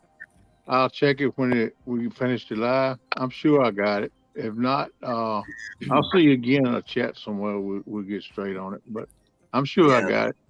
Melissa said, go ahead. Melissa said, how cool would that be to sit around a campfire with Epic plus fish with them? Truthfully, if that day comes that I get to, go out to Keokuk and, meet you and all that, I probably wouldn't even bring a rod or anything with me. It'd just, sit there and talk and learn, and that would be enough for me. Well, Yeah. you know what? And I say the same thing because, a lot of people are like, hey, my bucket list is to fish with Epic. Well, you know what? My bucket list is to meet people that love to fish. I've met a lot of people, and especially in my 20s, I'd be at a boat ramp or whatever, and people talk to me or whatever, and I was my same way as I am now. I'd be like, they'd be like, how'd you do? I'm like, oh, we caught like 340s and a couple 50s and whatever. And they're like kind of rolling their eyes, when people believe you or when they don't, and just because I was young, they're like kind of rolling their eyes a little bit and whatever. And it wasn't till I started, which I didn't care. I was just doing my thing, just like anybody else. And you know how when you come to a boat ramp, how'd you do? I'd be like, after a while, I'm like, well, we did all right, and it was fine as long as they did better than me. But if I told the truth, they'd be like, whatever, unless you had pictures. And it went from, kind of the whatever, the eye roll to, oh my God, I didn't even know fish that big existed here. Right. And I used to get that a lot of Keokuk, because no matter what boat ramp I went to, whether it was the one in town, whether it was the one downstream on the Illinois side or the one right above the dam, it really didn't matter. And people would be like, well, how'd you do? And I'm like, well, we did pretty good. Not the greatest or whatever, They'd like show me some pictures on their phone. I'd show them pictures on my phone. And they'd be like, oh my God, I want to fish with you. And I didn't even realize at the time, that it wasn't a normal thing to catch 40s, 50s, 60s, and 70s in the Keokuk pool. Most people didn't even know there was blue cats in there, let alone what we were catching. And I was thinking to myself, I'm like, how do people live here? I mean, this guy lives like a block away. How do you know? Which I didn't understand it, because I thought, well, given enough time, everybody's going to be able to catch fish like that. But if you don't have the basic principles down on a pool that doesn't have a big blue cat population, you might not know they're even in there at all. And that's one of the things that kind of rang home with me, as far as if I was going to share information, that it's not easy, and it's not like common knowledge in a lot of areas, and I thought that was kind of unusual. But then again, I mean, shoot, at one time I could have fished areas like Keokuk and not known that there was a blue there either. I would have used my channel cat and flathead knowledge and focused on those areas and never caught a blue in areas that don't have a big blue cat population. And I tell that story all the time. I mean, shoot, I first started fishing the same areas that Sean and I do lives and catch 50s, 60s, 70s, and 80s, and sometimes multiples, and never caught one.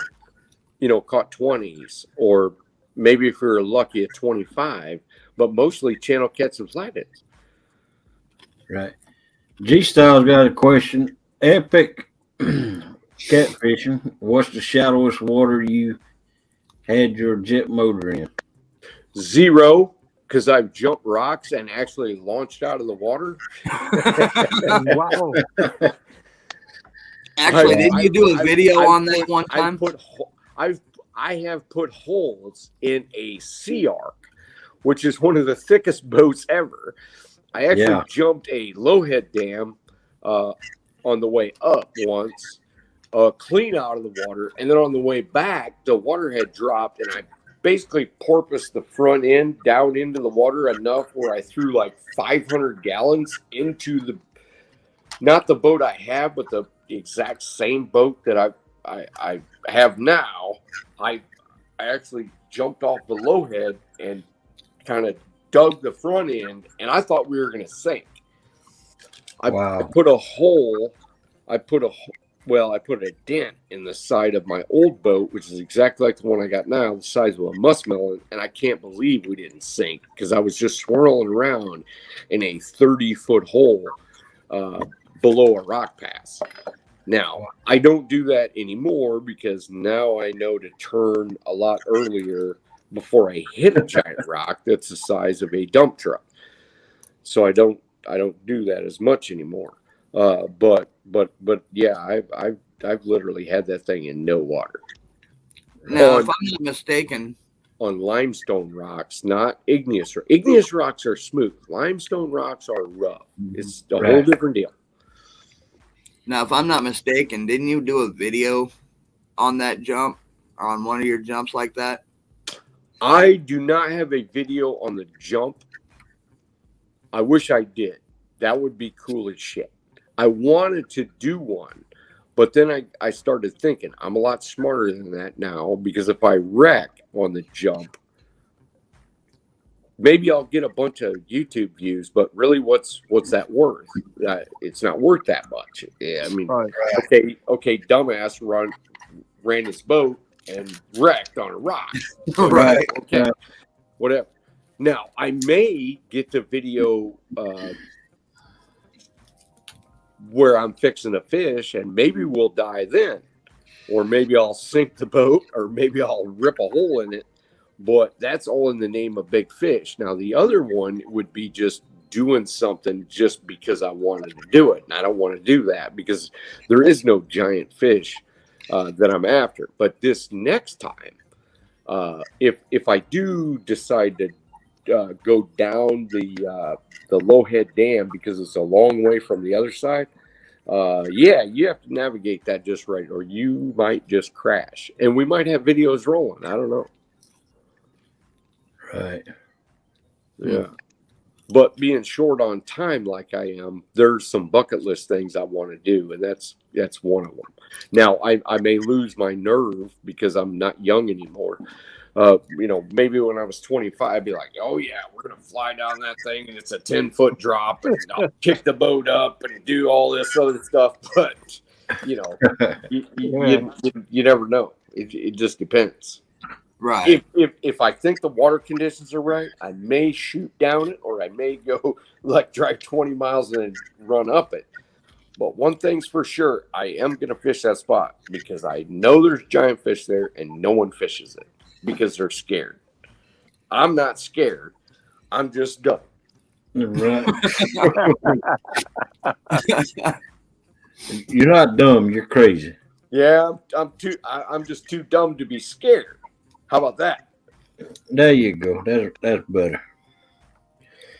You gonna pull a bow and loop doo on the water? Oh man, what is it? It's almost 3:00 in the morning here. I gotta work tomorrow, and I really appreciate you guys having me on here and listen to my belly aching or whatever I got going. Man, we'd love that you come up here, man. I'm glad you think enough of us to come up here with us. Well, look here now. Put some serious thought in 14th, 15th of May. And I don't care if it's just one day. Well, I already know one thing. The 14th and 15th of May is not giant catfish land up here. They're still down by Creole, in between Creole and probably Memphis. Right. On the blues. They don't really get up. I mean, yeah, there's a few locals, but I don't have a shot at 3 or 4 in a weekend until almost August. So, I mean, it's not going to be big fish to hold me back. It's going to be work schedule and responsibility and, the same old humanistic shit. Which I wish I was above. I think I should have been retired by now, so I could go anywhere and do anything. But like I said, I'm feeling short on life time. happens. Life happens sometimes. It changes your plan. That's what happened to me. Yeah, it sucks. Not what I expected. I didn't think it was going to be this way. But when I do get a chance to go, it makes it that much more special. It does. Right. And you know what? I may not seem like it, but I'm very appreciative of everything. I'm appreciative when I step out on my deck and I see the sunset or the sunrise. I'm appreciative that I've got a great wife. I got a great family, that I have a vehicle I can drive. I still have food on the table, and that I'm appreciative that gas is $3.70. I know who to thank for that. But yeah. Yeah, I do too. Yep. We all got blessings, brother. Just you notice them. A lot of people don't notice their blessings, and that's a good thing. You notice them. I notice everyone, and I notice the good things, I notice the bad things, and you know what? I think people are great, no matter where they're at, no matter where they're from, no matter where they've been, or no matter where they're going. Right. I think people are great, and people are things aren't shit. People are the shit. That's it. Welcome in, Chris. Exactly Morning, right. Chris. What up, Chris? Speaking of great people, I met Chris and his wife Telly at the last Cat Con, and I was impressed. And they're going to be at the meetup. Great people. Yeah, they're good people. Great people. They're going to be at 14th or 15th at the meetup. Nice. Well, all right, everybody. I'm going to go to sleep for about 2 hours. Sleep fast, buddy. Thanks for coming up. Hey, thank you. Yeah, thanks for coming up. See y'all. You're welcome up at any time. What's up, Mr. Chris, with hooks and hammocks? And Miss Telly, if you're in the background, good morning. Yeah, I invited him again to. I'm trying my best to get Epic to come to the meetup. Every time I see him. Yeah, one day he's coming over here. He got on his bucket list. He want to come over here and fish Kerr Lake, and I'm gonna try to get hooked up with him. But I know there's gonna be a pile of us standing at the boat ramp when he comes through. Yeah, but it kills me when several times a year he takes that 4, 5, 6 hour trip up here to Keokuk, Iowa, and fishes that lock and dam and stuff right there. Right. Man, that's literally like 7 hours from me. I mean, that's like a 5 hour drive, or 7 hour drive. It's less than half a day. Yeah. Spend a few hours out there hanging out and drive back. Yeah, Aaron even said he'd pay his gas. Yeah, that's probably the biggest thing on my bucket list. But I can understand what he's talking about people donate stuff and all. It makes a big difference. I can understand that, because when you're in a tight situation, man, a little bit of help means a whole lot, and you can find a little relief in that too. Heck yeah. Well, yeah, and when you're putting out that kind of money for those trips, hotel rooms and gas and whatever. Right. Yeah, see, a lot of people, they see the videos and all, but they don't realize what goes on behind the scenes to make that video and stuff happen, that live happen, That's right. Well, and even for the majority of us that only have to travel or only travel 10, 15, 20 minutes to get to their holes. Even that gets expensive with the gas, the bait, and everything else, and we don't have to spend the extra money on hotel rooms. Right. That's right. You still spend $100 to $200 a day, just depending on how much you run the boat and how much you go eat that day. Right. How much bait you gonna use? Because you always need to make sure you got enough bait if you run up on a situation where the fish is hammering. You want enough bait that you can hang in there with them. You don't want to be halfway through the day and you run into bait and the fish is biting hard, and you're like, "Oh man, I'm such a dummy. I should have bought more bait." So. Right. Yeah, and there's a lot of us that do streams and stuff that Chris and Tully and Chunky Cats, and I mean, we all said several times that until a person starts doing their own lives and start streaming on their channel, they don't they don't have that capability of truly processing what we do and what entails Yeah. to do this kind of stuff. Yeah, I can understand that. I never And, done it and that's live. what, I can yeah, and that's understand. why the super chats for, you know, the larger channels and, you know, PayPal donations and stuff like that, they're definitely a godsend. Yeah, You got that right. yeah. Exactly. That's why I was telling y'all boys earlier, the most how I fish and how I go live and stuff, I can depend on what the hip pocket got in, you know. Well, That's right. yeah, and exactly. And me and you guys, we talked about it actually, I think yesterday morning after the stream was, you know, you, Kenneth, going out and trying to, you know, looking at going live while you're fishing it. Yeah, You're going to be spending money in gas trying to find a spot that's got service. that's the biggest problem I'm gonna have. I need to just take one day. Don't worry about fishing. Just go down, Yep. ride around the lake to different spots and find where I got signal to go live or whatever, you know. Well, that Friday when me and Melissa went fishing on live, we had to travel about 50 miles around here because we went to one spot, it was high. Went to another spot, it was high. And went to another spot, and it was high. Went to another spot, it was high. And I finally remembered there was a floating dock out there at that place. Up. Well, Chris just said it right there. One trip to Kerr for them is $200 in gas, 4 days of food and lodging, but worth every penny. Yep. And that's 100%. Man, I wanted to meet y'all the last time y'all was down here, last year, but I just didn't work out, man. But when y'all come again, I want to make sure to know about it because I want to meet you guys. I know you got to hang out with One Ton and Tom and them, I think, but I didn't get to meet you that time. I was messed up with his foot, man. But when y'all come back again, I sure enough want to hook up with you and meet you, and maybe fling a line together. That'd be nice. Yeah. But you know, and the thing of it is, you know, when people like Chris and Tully, people like Epic, people like myself, people like Hoglegs getting into like you're gonna start talking about doing, you know, we don't do this just for us, you know. I mean, yeah, we do it because it's fun and it's worth it, but we also do it for the people in chat. Yeah. Right. Try to help somebody else out. That's what I say all the time. I help anybody any way I can, and I try to pass on what a little bit I do know. You know. Right. Yep. I mean, Hook said they'll be back for sure, Kenneth.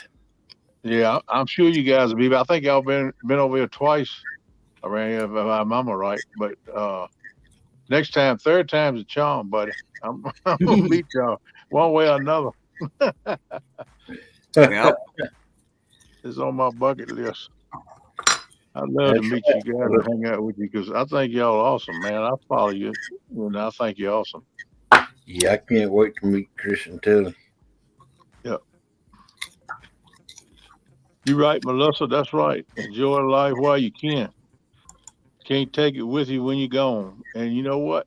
I wish I'd have done it and listened to that a whole lot when I was a whole lot younger than what I am now. Because I pushed myself for too many years. My health is down now. I'm kind of like Steve Stan said. Sometimes you don't even want to get up out the bed, you know, but you got to make yourself go. But getting into this fishing community is giving me more drive and will to go, just like Stan was talking about it done him. You know, and it you makes know, a difference in your life. And that's the thing too is, you know, everybody sees how much crap, you know, and how much smoke gets thrown around the catfish community. Yeah. But the thing of it is as content creators, for every little bit of smoke that's thrown, there's that much more of the utmost respect for each other among the creators. Right. And that's stuff that people don't see as much just sitting in chat. Right. Exactly right. That sounds good, Chris. I love that idea, buddy. I thought you'd been here twice. You say you're gonna be a once a year trip. Sounds like a deal to me, brother. And trust me, Chris gets a big run of that smoke too. Yeah. Oh, We all He gonna is. get it. But What'd you him and say, Tully are two of the most respected people in this community. I guarantee it. Oh, Yep, yeah. I do too. They got my respect big time, and I never met them yet. But I know I can tell by watching their lives and their videos what the kind of people they are and what they do for people. And Yep. they already got my respect, and I never put my hand in theirs and shook their hand and met them, but it's coming. Right.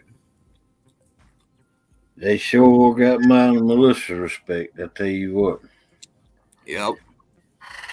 It's a lot of people in this catfish community that I respect the utmost. And Okay. I got a lot of people on my bucket list to meet too and fish with. So I got a hooks and hammock readily available. Yep. Morning, fat boy. what's up, fat boy Eric? Well, come in, fat boy. What it is? I called you fat boy.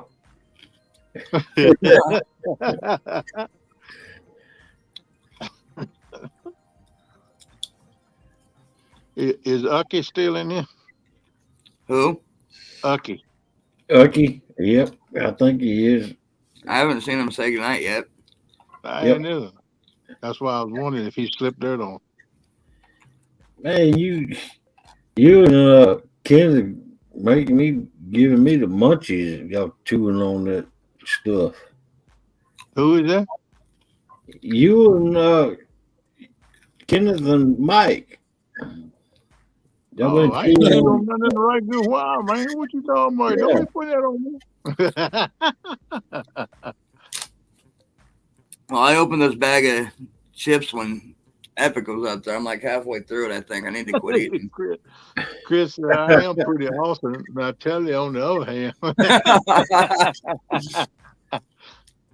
Well, that tells me right there. Tully's not standing right next to him. He'd have gotten a frying pan. yeah, he got hot Welcome on in, his Dale. What's up, Mr. Dale H? How you doing, buddy? Morning, Dale. Yeah, we respect them just as much as well, I Oh, know yeah. me and Melissa does anyway. Well, I'm in Yeah. that group too, man. I ain't gonna get up here and say something I don't mean. Here when she I comes. Yeah. You know you won't practice this morning. You know when to be quiet. Telly, I got something to tell you. Oh man. You in trouble. I'm gonna tell Telly on you. Ah, boy. Mr. Jeremy Thomas, where you been, man? We been looking for you come up in here. You done got all up in the cupboard eating all your son's lunches.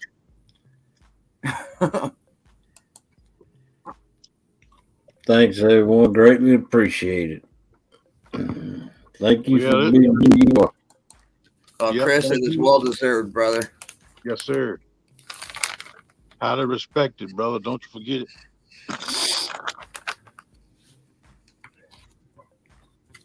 Both of y'all, you and Telly both, respect y'all both the utmost. Yeah, Tinkerbell, it's good morning now, girl. Howdy, howdy. Jeremy, I think your brother's gonna be better than you.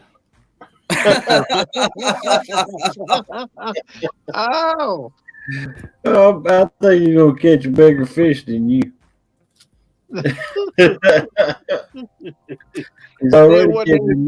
He's already catching more. yeah. They had a good live tonight, man. They're catching some fish tonight. Yeah, they were. Swamp Donkey's going to make that wombo look legit because that's all Jeremy's going to be able to say.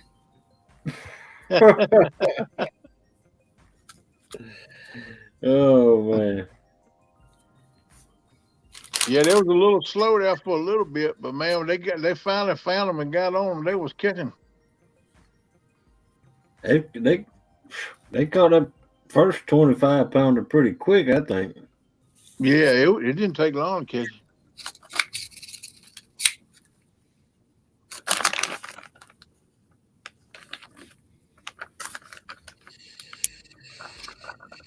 Yeah, they know where the fish is at, but they fishing enough else to know. They fish. You go in the same body of water and fish it and work it day after day. You bound to run up on where they at and know what to look for. He better poop in one hand. Nice, Jeremy. That's Wishing part of time on the water. That's right. Oh, so you gonna call your brother out, man?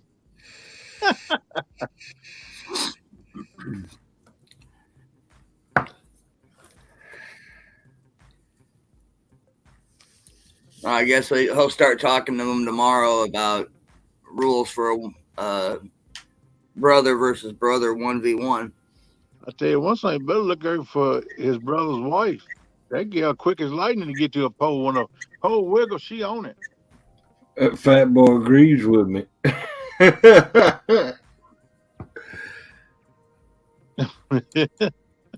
Yeah, I didn't watch the live, but I got it saved to watch later today. So I'll go back and watch it all. Yep. Yeah. I actually forgot that he was going live tonight until you sent me that link, Kenneth. And like I said, I was just going to sleep. Yeah. Yeah, they had been on a little bit when I found out about it, and then I shared it out, try to get a few more people in. A few more people did come in. And that was good. I felt good about that. He did say that, Melissa. Well, if I wasn't so stupid yesterday or did earlier, and actually slept a little bit, I'd have been in there. Yep, he did say that about you, Jeremy. I could tell by the way he talked, he got a lot of love for you, man. Yep. All right. Stan says Swamp Donkey is 7 away from 100. If y'all ain't hooked to him, subscribe to him, or whatever you want to call it. Get him up to 100. That's the first milestone to hit is 100. That's right.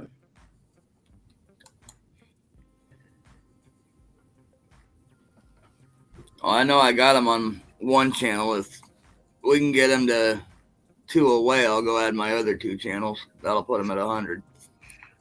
There you go. Yeah, that'd be cool. We get him to 100 tonight. That'd be nice.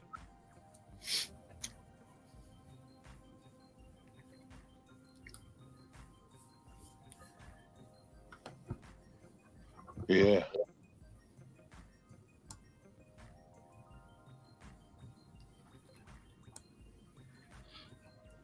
Yeah, I'm kind of excited about getting out there doing something. I'm hoping I got to check the weather again here in a little bit and see what day I think I can go. They change the forecast like I changed my underwear. So, weekly or bi-weekly? Yeah. I was thinking more like monthly, month and a half, but I mean. You just now got what I said.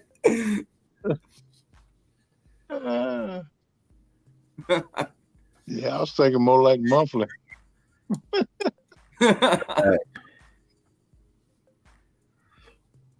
Yeah, Melissa, if we have 5 in here that can get them to 2 away, I'll hit the other 2. Put them at 100. Just hope YouTube won't drop some of them. I way it did me. I teeter-totted over and under for a week or 2 before they left me alone. Right.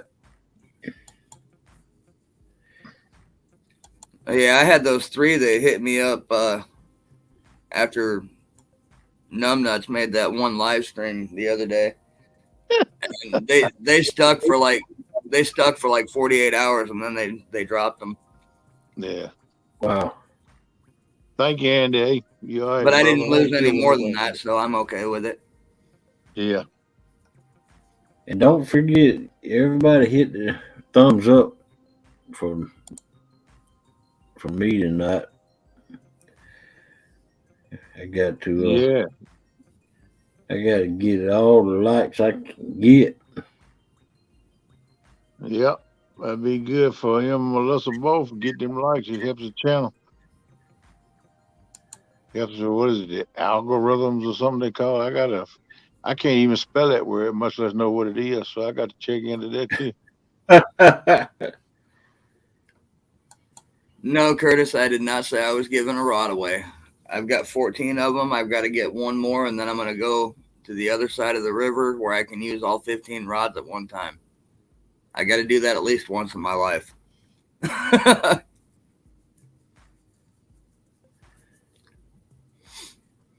Yeah, Melissa, I think they're going to grow fast because I don't watch them.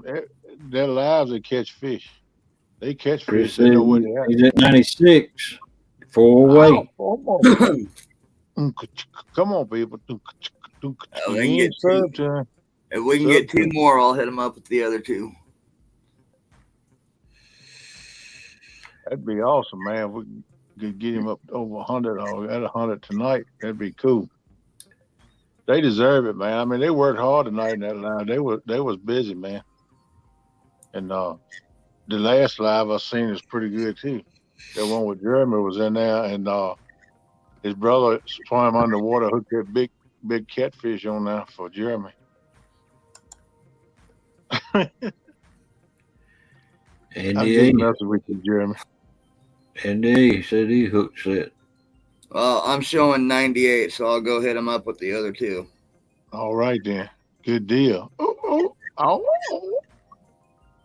No, I respect Mr. Jeremy too, man. Mr. Jeremy done caused some slack in this community, but he just a quiet man. He let it roll. He went along with it, but he's proving it with his rod and reels, man, that he can catch fish. Right. He caught some big fish. And I know a lot of that smack talking kid and then eased back a little bit now. But you're proving yourself, bro. That's something I got to do. And it's yet to come for me, but you doing it, man. I'm proud of you. Yeah, that's what I said in that last or my video when I went fishing. I said that Yeah, we did do. I said there's a fish caught in this. I caught a fish, and so that means this is a fishing video. Yep, the famous words of old Catfish Dave. All right, Melissa, check it now. He should be right at 100. All right, Terry. Be safe, buddy. Yeah, be safe out there. Yeah, man. Y'all take care. Have a good day, man. You and Miss Telly, too. Mrs. Telly, I guess I should say.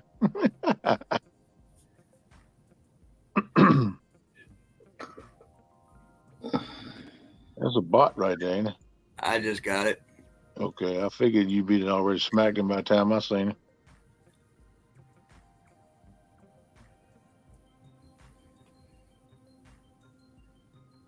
Me and Swamp Doc is going to team up and challenge some people to a 2x2 if anyone wants to play. Well, I got to get somebody who wants to fish with me because I might be interested in that. When I get my mess together, I'd rather wait till I can get my boat on the water, but I might have to do it by bank. We'll see. Well, Jeremy, give me time to talk to Uncle Lou. Maybe we'll do that this summer.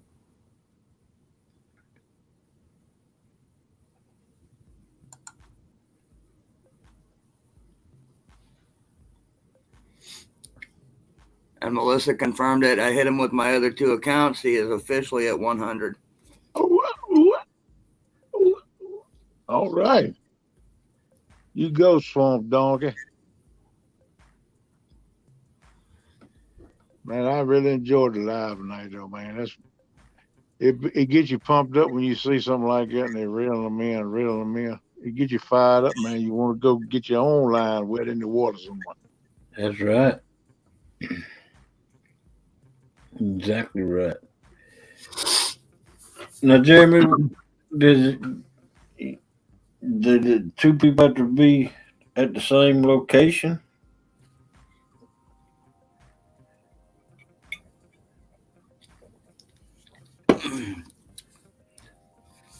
I don't see Well, when I talked to when I talk to Uncle Lou, it'll be me and him out on his boat on the Missouri, and Jeremy and his brother can Well,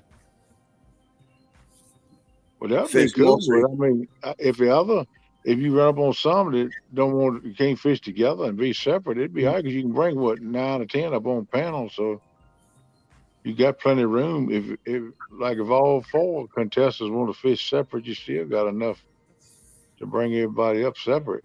So I don't see that's up to Jeremy though, but I don't see where that would make a difference. No.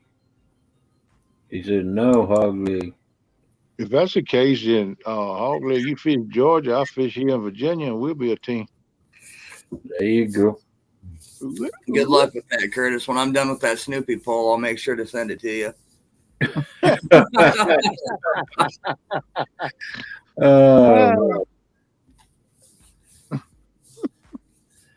I would just like to host. I would even like to host somebody on my channel in a tournament, or it don't have to be a tournament. Shoot, Just a challenge, just a fishing challenge. just a Right. challenge. Either I just know. somebody. What about Now, just somebody fishing? I do know May 2nd, Uncle Lou is busy. He's got a 1v1 against J-Dog for J-Dog's birthday. Oh, okay. Oh wow. Yeah, I think I did hear something about that. There you go, Curtis. Oh man.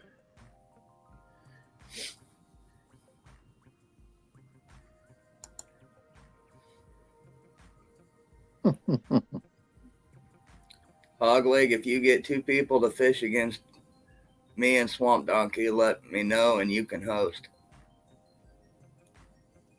Okay.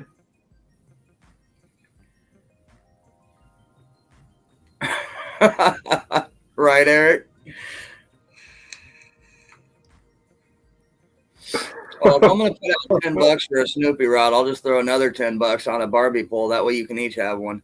Oh. You can Let find them out fight who it. gets what. Yeah, you have to let them fight it between the Snoopy and the hello, I'm Barbie.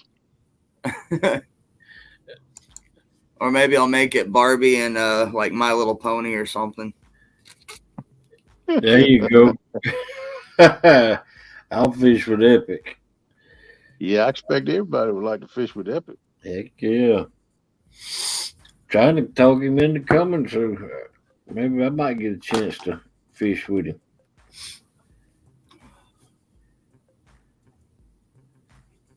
Yeah, I know he says he's coming over here and fish curry. It's on his bucket list. And I'm gonna be standing at the boat ramp when they pull up. I know I can name about 8 or 10 more that's gonna be there too, probably. I just like to meet him, shake his hand, and talk with him a little bit. If I get to fish with him, that'd be even better. Curtis, if that's what you want, I'll autograph it for you.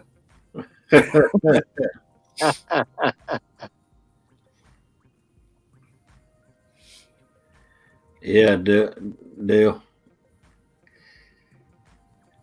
Yep. Them boys, they fish together well. They A 1v1 from my chunky rod. Oh, you want me to use my chunky rod in a 1v1? That could possibly happen if I ever do a 1v1. But I'm not putting the chunky rod on the line.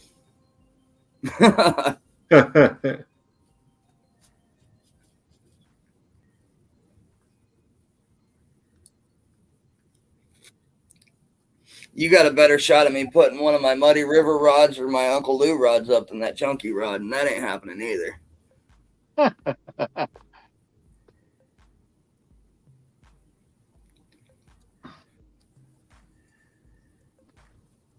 I can't afford to go. I can't afford to go, and my health won't let me go either. I can't walk around on the cement floor. My foot ain't right yet. If I go right there, I'll probably wind back up in the hospital again. I don't want that. I just have to watch it virtual this year. I'm virtually there, but I'm not. Yeah. That would that'd be the only way I'll be able to go there. I wanted to go this year, but that Daryl and Big Mike meetup should come up. Right. Yeah. Eric, 1v1 your chunky rod against his big Mike rod. Oh, man. Y'all are killing me. You know, truth be told, it would be tough for me to put up a rod, one of my rods, because I'm pretty attached to all of them. Yeah, I know what you mean now. Now, I would consider going one of my reels because I've already thought about getting rid of one of my pen spinning reels. Now, how do you know it was 150-pound blue? If you lost it.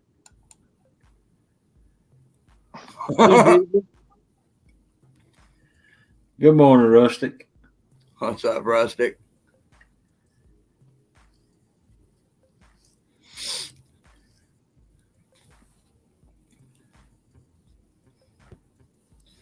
Yeah, I've got a Penn Battle 2 8000. I've been thinking about trading off or getting rid of, but A what? a Penn Battle 2 8000. I don't know what that is. It's a spinning reel. No wonder I don't know what that is. What's up, Mr. Rustic? How you doing, man?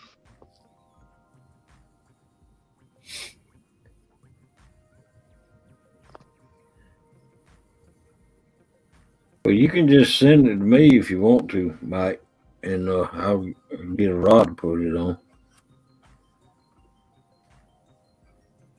I mean, I paid $170 for it brand new like 2 years ago. I'd probably if I were to get rid of it and don't trade for it, I'd probably get like $90 out of it, about half price. I only used it one season, and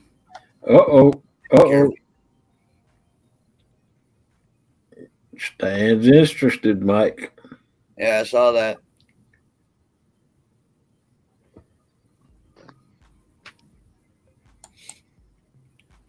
What I want to do is I want to upgrade to the Battle 3 8000, but I've been told they're a lot better reel.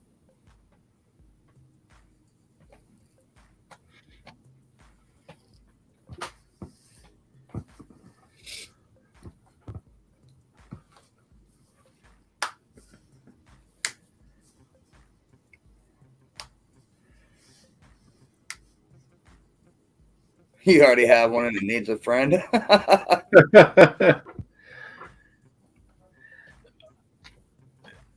That boy said, "Hey, Brian B. Stalker." Brian B. done slipped in here. Oh, he just stalking. He just lurking.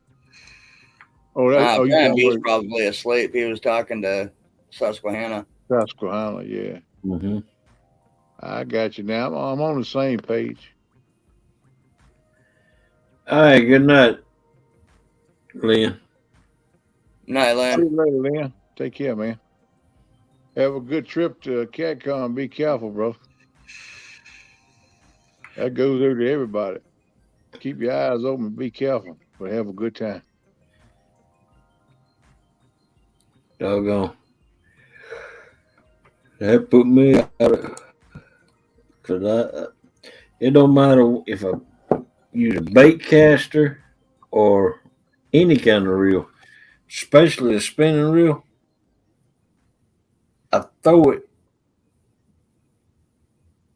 and I'm really with my right hand. Yeah, Susquehanna, we'll talk over the next few days. I might still consider getting rid of that pen.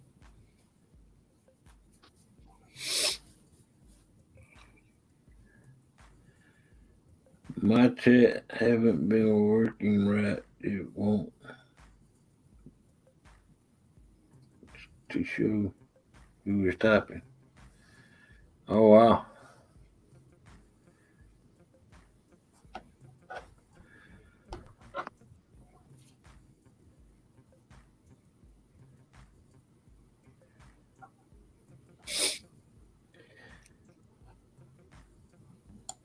Well, we're gonna go for about another 30 minutes. If you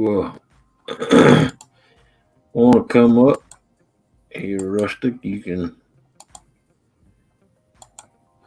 There, you can come up. That way.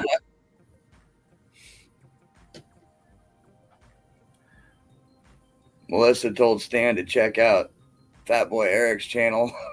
He said, "Okay, I will," because I never heard of her.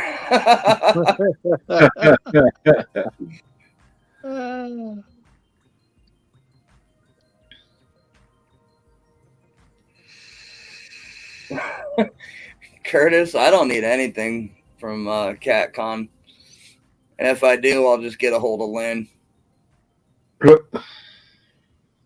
He's already grabbing me stickers and stuff, so I'll probably be talking to him a lot while he's out there. And if something comes up that he's like, "Hey, do you want this?" If I do, I do. If not, oh well. I mean, I'm pretty well set, you know. I mean, I've got rods, I've got reels, I've got tackle, I've got a net, I've got scales. You know, I'm good. Yeah, I'm pretty much good for a little while. What is the river gonna take from it this time? Carmel said, "Hogleg, read my comment about the carp." I didn't even see a comment about carp. He said he got a 145-pound carp right up to the bank and he lost it one time. Oh wow! Oh, goodness. What's up, Steve Mosley? What's up, buddy? Wow. It must have been one of those messages that had like 8 come in and it just skipped right through. Yeah. Yeah, it was, the chat was rolling pretty good at that time when he put that out, but I read it. But I didn't comment on it because it was good conversation going. I didn't want to interrupt. I had a chance to do that a whole lot, and I'm trying to quit doing that. It's hard sometimes, though.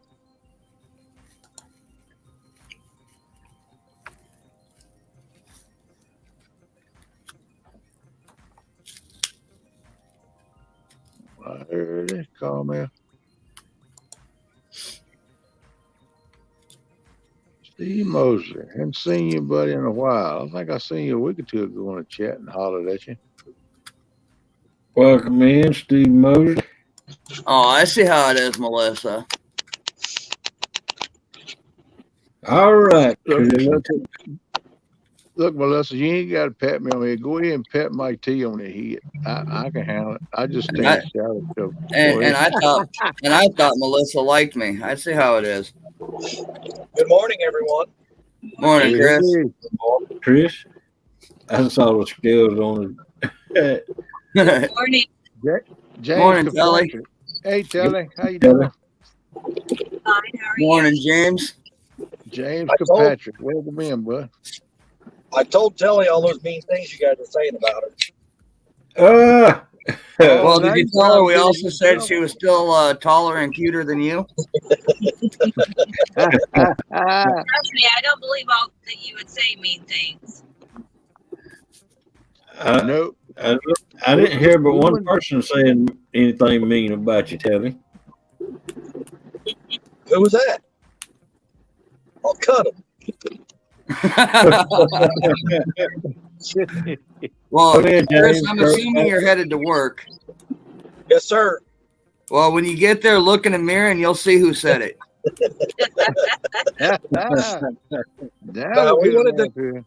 We wanted to come up and actually say how much we appreciate all the nice words that were said earlier. It makes, you know, when you hear something like that, all the work and all the traveling and everything that we've done, it makes it all worth it. Well, it was heartfelt, brother. It won't just throw it out there to try to look good. It was heartfelt. That's right. That's right. Exactly. And It was great to meet you and tell you at the meetup. Yeah. Yeah, that's actually if I get my mess together and come to that meet in Tennessee, I get to meet y'all there instead at my home order. And then when y'all come back over to Kerr again later in the year, I get to see you again. That's like woo, double. It'd be your lucky year. Yeah, Well, and I know one of these days I've got an open invite out to Indiana there to fish with Thomas and Serena. And I don't know how far you guys are from them, but if you're close enough, I wouldn't mind either everybody getting together or making some kind of a slight detour and come hang out with you guys as well. Yeah, we're 3 hours. We're 3 hours from Thomas and Serena, but Mike, you're welcome here anytime as well. Yeah, I always say it'd be cool to go down fish with them too. Oh man, hey, Chris. Steve Odie just said, Chris, if you want to feel tall, you can stand next to my wife at CatCon. She's on the 410. Who said that? I couldn't hear you. You were cutting out. Steve Mosley. Oh, okay. Steve Mosley's only about an hour and a half from us. Maybe not even that far, an hour. There you go. Yeah, y'all could do a hookup and fish bird anytime. That's pretty close. Yeah, I've been meaning to try to get a hold of him. I want to go out there. He fishes Brookville Reservoir. I want to get up there. I've never catfished that. I'd like to. Yeah, that'd be cool. Tinkerbell, she's only 4'9". Oh, Greg, you cracking up again like you did last night, buddy. I ain't trying to. Yeah, you're starting to break up pretty bad again. I thought it was my phone. Fat Boy said, Mike, don't go to Indiana. There's no fish there. Well, there's plenty of channel cats here.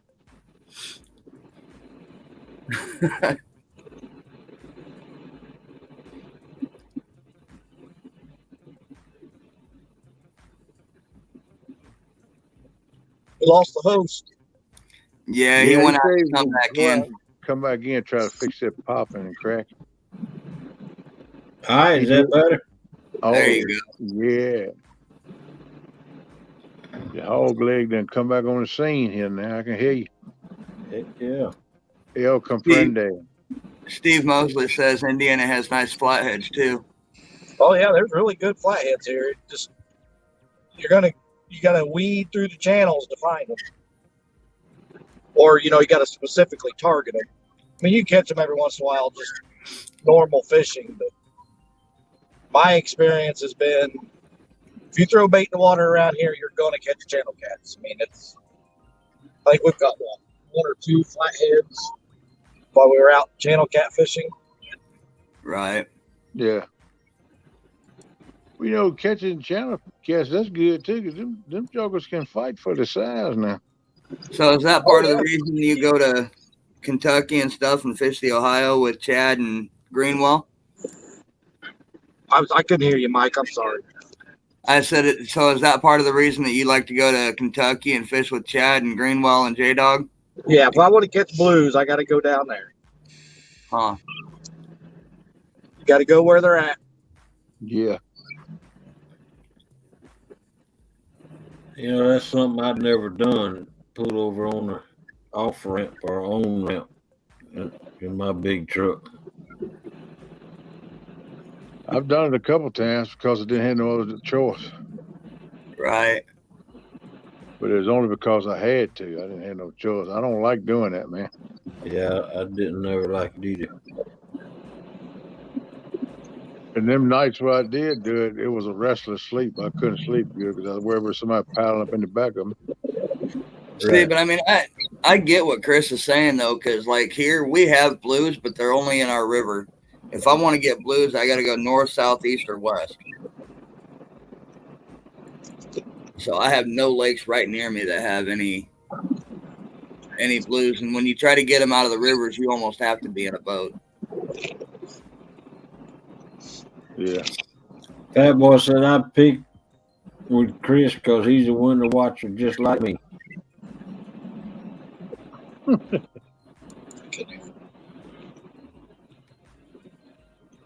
This StreamYard, the volume is horrible.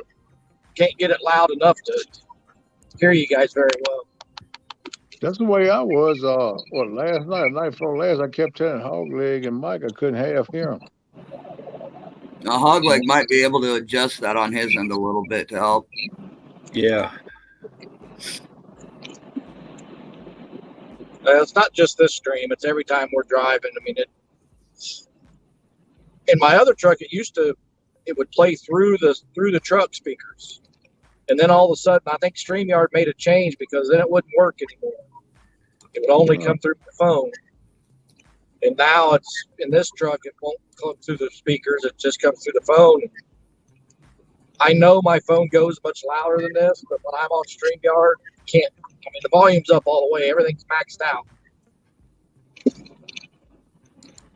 There's just enough road noise that makes it hard to hear. Right. Is that better? No, not really. But I mean, that's all right. I turned everybody up, so.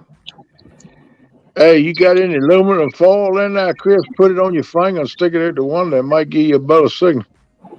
I couldn't hear you. Huh? I say, if you got any aluminum foil in there, put it on your finger and stick it at the one that give you a better signal. Oh, I don't know. That air's cold out there.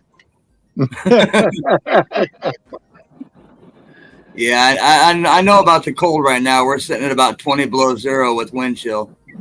Yeah, I hear some of that's coming our way. I hope this will be the last cold blast of the year. That's what I'm hoping.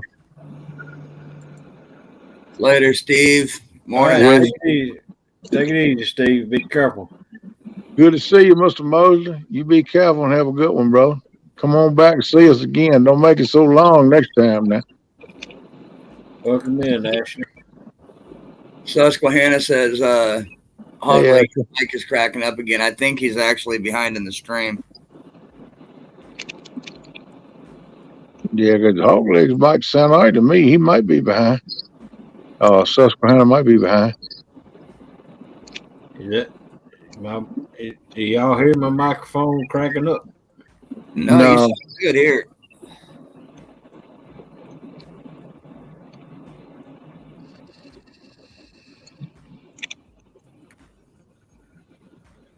How you doing, Ashley? You doing all right? 2 days of work and cat call. All right, bud. Y'all gonna make that trip to CatCon? Oh yeah, we'll be there both days.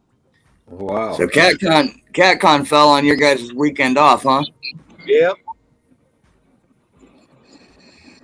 That's cool. How far are you from Louisville, Chris? I could be in Louisville in like an hour and 20 minutes. Oh, man. I knew you was close, but I didn't realize you was that close. That's cool, man. Y'all gonna drive back and forth, or you gonna get a motel room? We were going to drive back and forth, but when CatCon's over, everybody's going to want to hang out. There's going to be a bunch of people wanting to go out and eat and stuff. It's like I don't want to drive home at 11 o'clock at night and then drive right back again in the morning. So we got a hotel room. Yeah, that's the best idea, buddy. You did the right thing. Because you know it's going to be some late nights, no doubt. Right. You just don't cut that off because that's like a once-in-a-year thing. You get to see people, and you don't want to cut that short. Right. Especially after you done made the effort to be there, you know.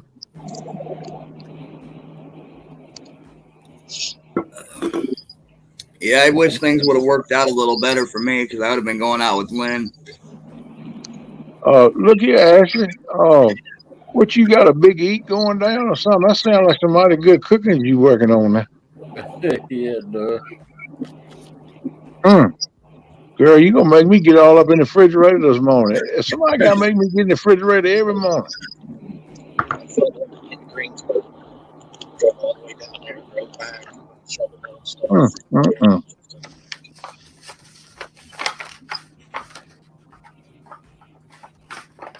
Melissa wants to know if you guys are invited, Hogleg.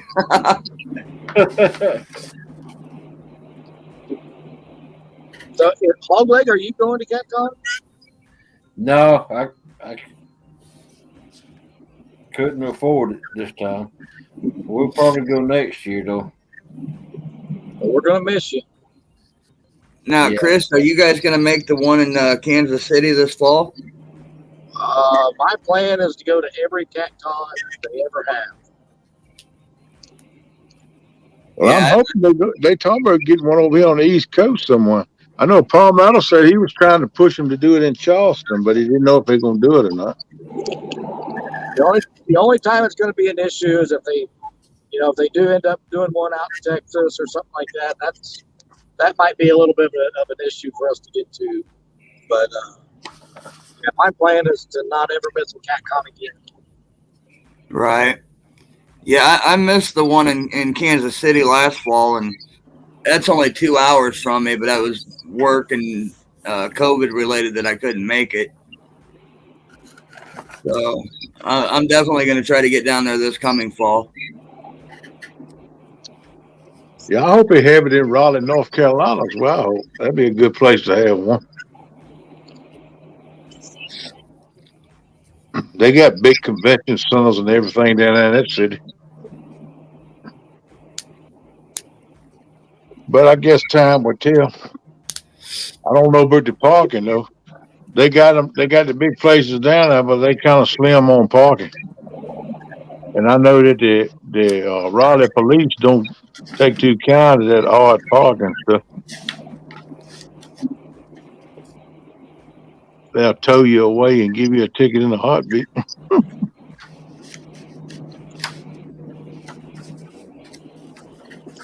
Always call Raleigh, North Carolina, a little New York, because it's just like New York. Rush hour, man. Traffic can get rough. All right, Ricky, you're going to have to stop talking like that. You're going to make me want to go to the store, and I can't afford all that stuff right now. Oh, he's doing what Ashley was talking about. That's what she's cooking. Yeah, I know.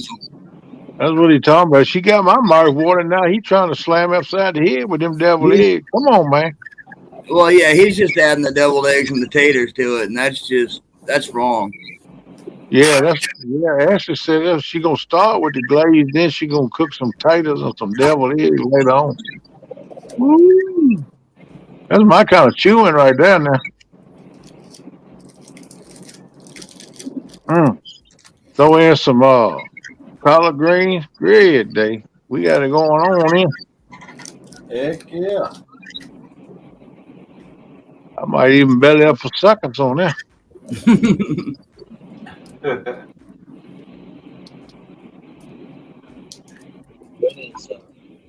One thing I do love is eating. Always have. Right. Yeah, that's what I told Melissa. That's one thing I know I'm good at. See, now I don't know where Ashley's at. So, is that something that I would have to travel to you, Hog Leg, and then jump in, or would you be able to pick me up on the way?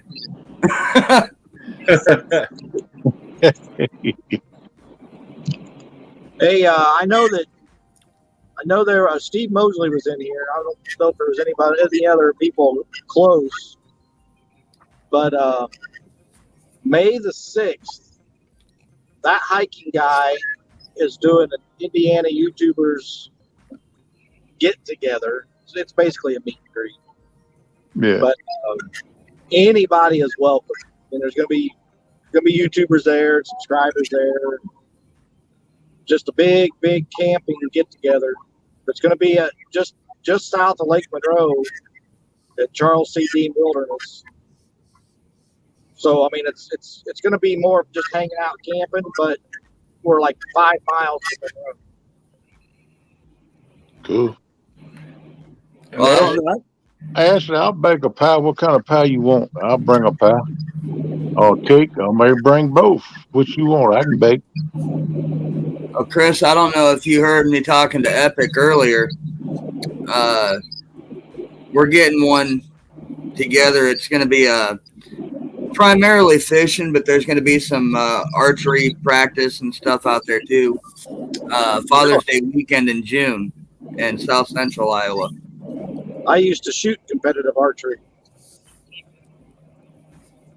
So I don't know if you guys can make that, or if you're interested in doing something like that. But if you are, hit me up. You know, We'll be driving home from Pictured Rocks that weekend. okay. Well, Yeah, I tried. Go ahead. I used to do competitive archery, Mike. I've been to state tournaments and national tournaments. Wow. I got a channel you might like. Then if you look up Kincaid Outdoors. Kincaid. Yeah. I can text you the link after bit. That's fine. Because I don't remember how to spell it. I think it's KYNKADE if I'm thinking right, but I'll have to look. Yeah, send it to me later. I'll check it out. But yeah, that's what he does. Is he used to do the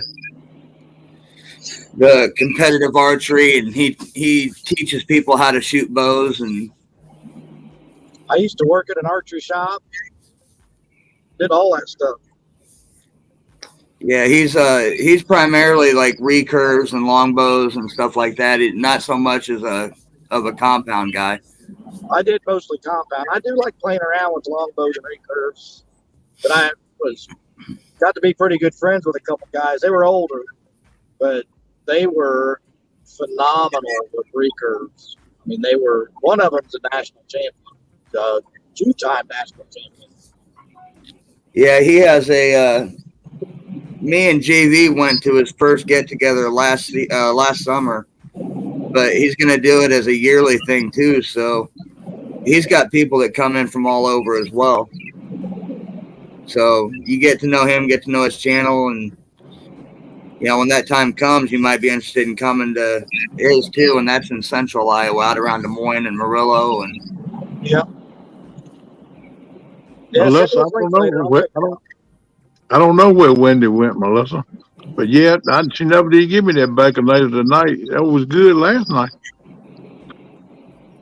I would, as far as this Indiana thing, I would absolutely be tickled to death if I could get more people from the catfishing community to show up down there than that hiking guy gets from the camping community. Right. There you go. Hey, I tried to talk Ip again to come and Daryl and Big Mike's meet up in 14th and the 15th. I told him just one day would be all right if he could make it. And Aaron, Catfish regularly, offered to buy his gas. So I may have to give Epic a call and talk to him about it. See you later, Ashley. Get ready to put this ham in the oven. Go on, man.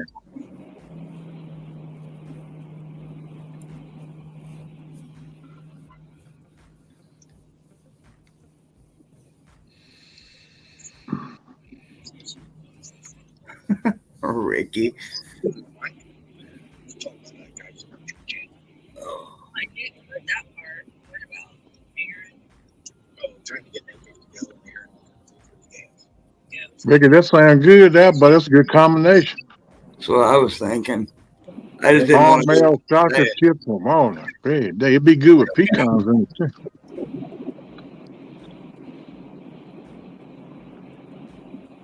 Yeah, I'd probably do the pecans over the walnuts too. pecan. Pecan. Pecans. Pecan.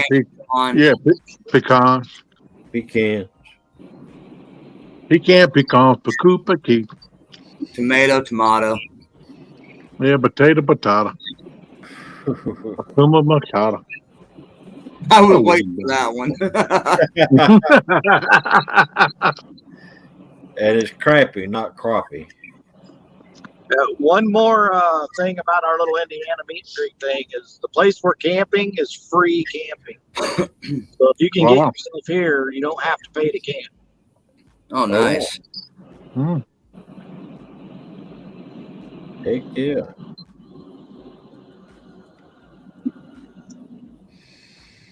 Jelly and I will put a video together in the next week or two, put it on our channel. just a 2 or 3 minute video announcing it. I Right. would love to have a bunch of people from the fishing community show up out there. It's going to be a good time. What part of Indiana is it, Chris? Is it western part or what? It's pretty much south central, Okay. around Bloomington. If you look up Bloomington, Indiana, it's right there. I know where it's at.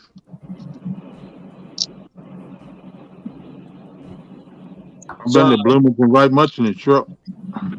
It's in the Charles C. Dean Wilderness, but it connects to Monroe Reservoir, which is the biggest lake in Indiana. Yeah. Wow. Okay.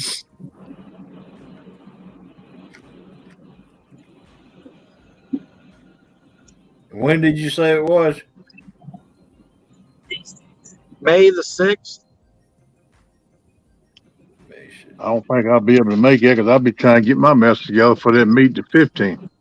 I can't afford to go to both of them, to be honest with you. Right. I love to do it though, man. I like to come represent, help you represent the fishing community out there. And that's one of the things that I think is great about getting a lot of these get-togethers. You got people like me and Chris who, we love the catfish community, but we also are in other communities such as Chris and hiking and camping, and I've got the outdoors and the trapping, and when we do our get-togethers, we try to get as many of the catfish community as we can involved, but the guys, and the people that we got putting stuff together with us, they bring in guys from and couples from their communities as well, and we may have people coming to Iowa from I think it's Pennsylvania is the furthest I've heard so far. Wow. That's right, good little ride. Yeah.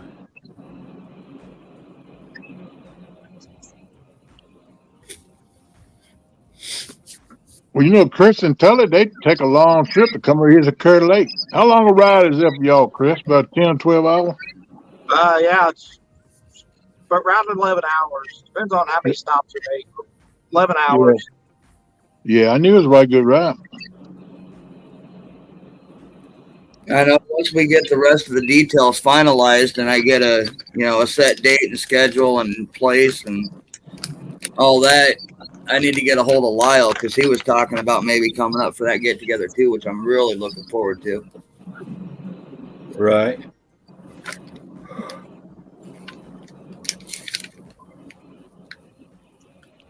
Yeah, I love walnuts too, Melissa, but them pecan pecans, they real good too.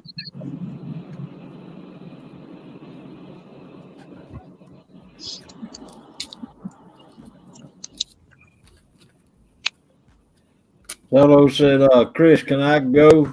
I'll sit in the corner opposite side of you, not bother anybody. I couldn't hear you. I'm sorry. He said that Solo asked Chris, can I go?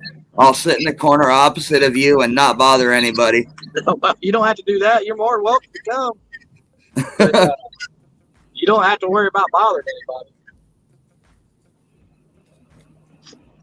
No, not long as you bring him caramel pecan brownies you made, that'd be fine. Hey, Chris, the only thing I ask is if Ricky does get out there, you got to make sure he brings, number one, his Uncle Lou rod. Number two, his Snake River rod holders, I think it was. I think he gets them. And make sure that he gets caught on camera using them. Well, and I don't know how he's going to delete his comments when he's live with us out there. So.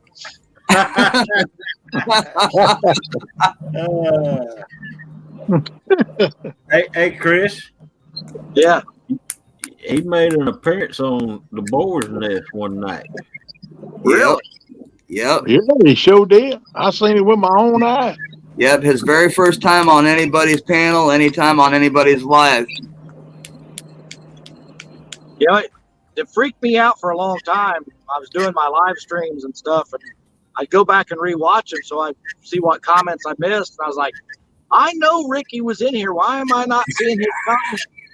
At the time, I didn't know he deleted them, which it doesn't bother me that he does it.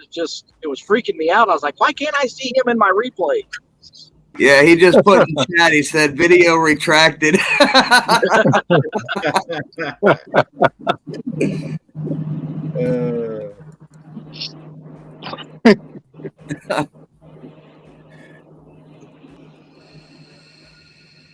He burned his camera shy as Melissa is in there. Well, Yeah, but he's working through it. I mean, I've talked to him a few times, both on and off of YouTube, and he's looking at getting settled in when with his Uncle Lou Rod. I know he's got some tidal weight sinkers that he recently got, and he's talking about getting a new phone and doing some lives and getting videos and content put out finally. Yeah, Melissa, she coming around too. She was in that live when they were fishing the other week. She made a couple appearances right across the dock there. yeah, but there was so much shade on, you couldn't even see her. Yeah, she had her hat pulled down too. Right, I couldn't even get a good screenshot to do a wombo for her. That's why she pulled her hat down over on top of her nose. That girl ain't stupid. I'm about to ask Hogleg to text me a picture of her face so I can get a good wombo.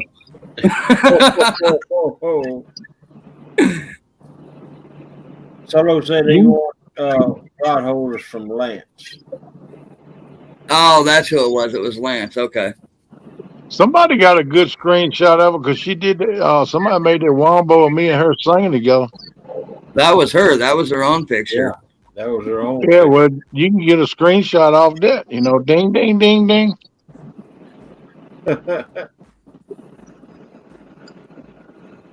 Yeah, I tried to do a wombo off of a wombo. It didn't turn out so well. Oh, really? Okay. Well, maybe we'll work on getting a good picture of her at the meet and greet. There you go. I got a phone and a GoPro, so she can't hide behind the trees all the time. Ricky said, right behind you, Melissa, we're going to be wrestling to hide behind the tree.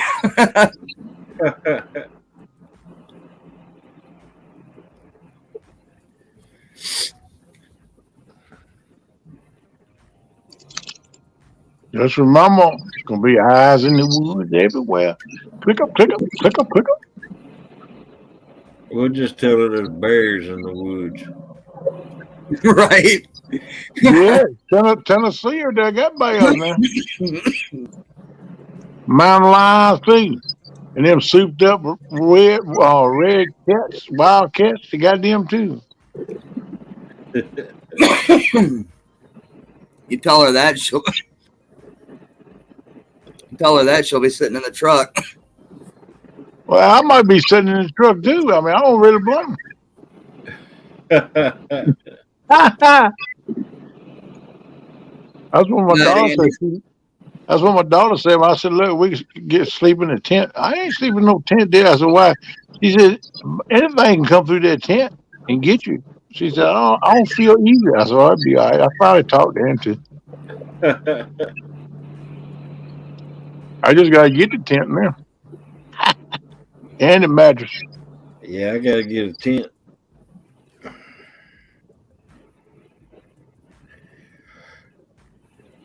Buy one on a 6-man tent on Amazon. I want one like Chris and Telly got, where it pops up in just a few seconds. I seen that video on that tent. I like it now. You talking about the Gazelle? Yeah. Yeah, I think we're really going to like that one a lot.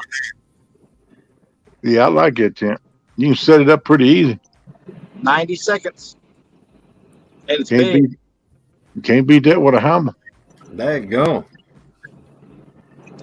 Yeah, you need to go check it on that channel, man. That's pretty cool. I watched.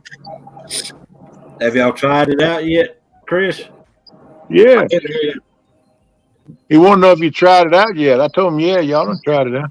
No, we haven't had our new Gazelle out yet. I thought that when y'all put it up, y'all was camping. I think you might be thinking of the rooftop tent.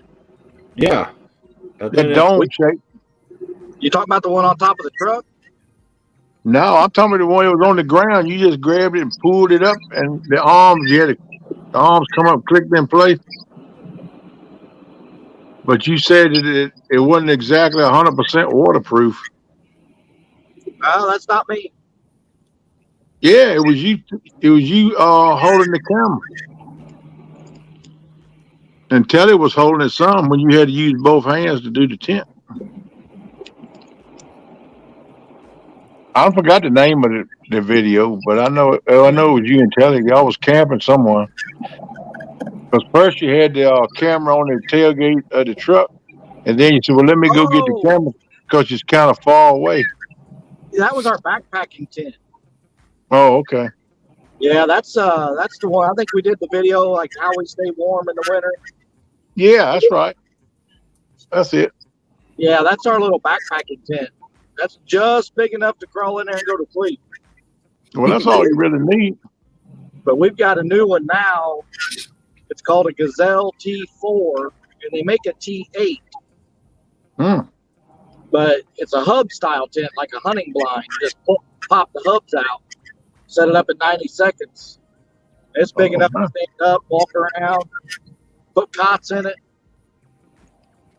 It's becoming a very popular tent.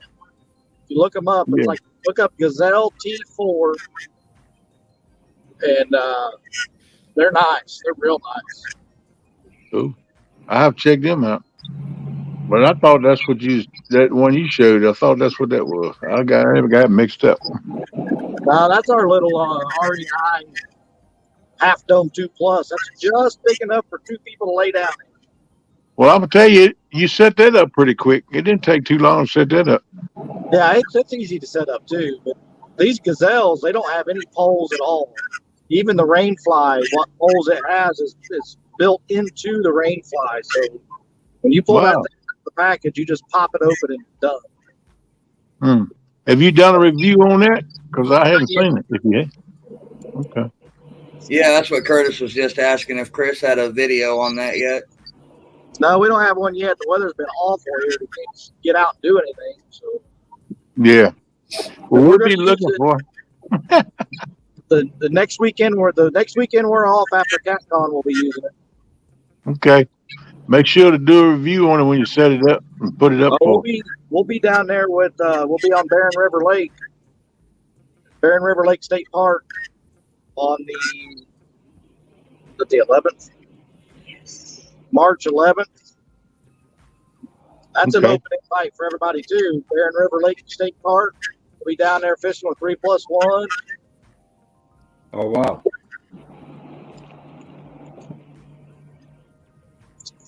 Yeah, I'd love to meet them too. They sent me some stickers the other day. I was surprised they come in the mail. I said, all right now.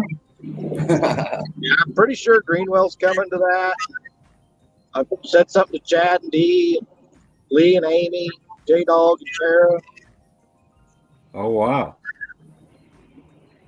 I don't know if they're coming or not, but we're going. We've already got our campsite reserved. Sounds like a good time, man. So if anybody's close to Barren River Lake State Park, March the 11th. I don't even know where that's at. Southern Kentucky. Okay. Well, that's closer to me then. A little closer. You gonna take your boat, Chris? Oh yeah. Oh, the man.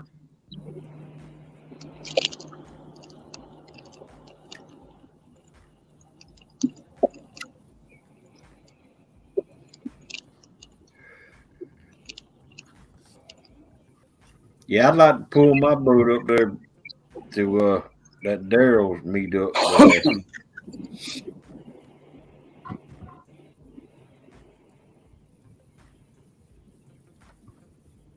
I don't see a boat ramp on my side.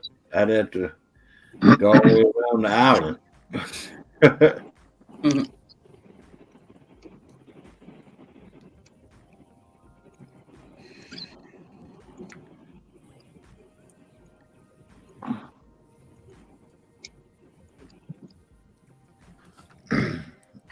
And that wouldn't be bad, but I'd go all the way around the island. But according to Big Mike, there's rocks or boulders all in front of that primitive setup. Melissa just earned her pay for the night. She just took the work out of everybody's schedule and went and found that gazelle T4. Wow. Way to go, Melissa. You do it, girl. You got the access style. You know how to do it. You multitasker, you. She is on it tonight. No doubt, she on it all the time. That kid got it going on like Donkey Kong. I guess I'll have to get her another pork steak. There you go.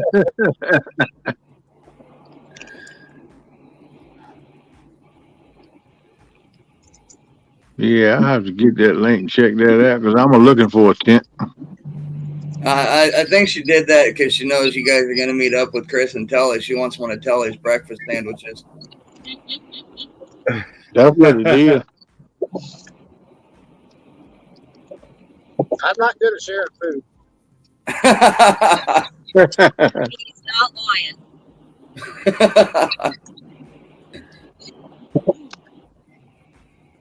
Now, which Well, we all one of know these, Chris is still growing, so which one is what color did y'all get? The orange one or the green one? We got the green one. The green one. Now there's a T4 Plus that has a screened-in room attached to it, and then there's a T8. Basically, two of those tents put together. Right. That looks like a nice tent. They are pretty nice. We set it up in the living room just to check it out. I mean, they're big, y'all they're camping it overnight? Huh? Did y'all sleep in it overnight to test drive it? Not yet. We haven't. Heck, it's a 4-season too. Yep. It's heavy duty tent. That's what you need, though. If you get one, you need to get a 4-season tent. Yeah, I won't buy any more tents unless they're rated 4-season. But there's a lot of people I know. I mean, we know 3 or 4 different people that have them through YouTube, and they all love them. And I mean, they put their buddy heaters in them and stuff. And Ooh. stay nice and warm.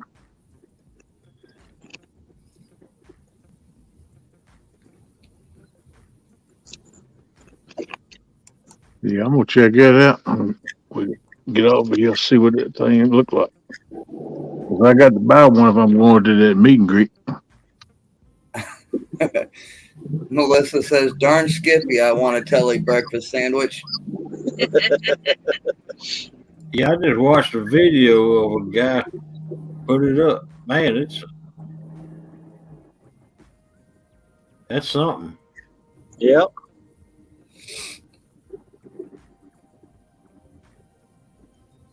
What you say, Chris? 90 seconds? 90 seconds is what they advertise. Wow. And that's from getting the bag out of the back of the truck and then until it's open. Ooh.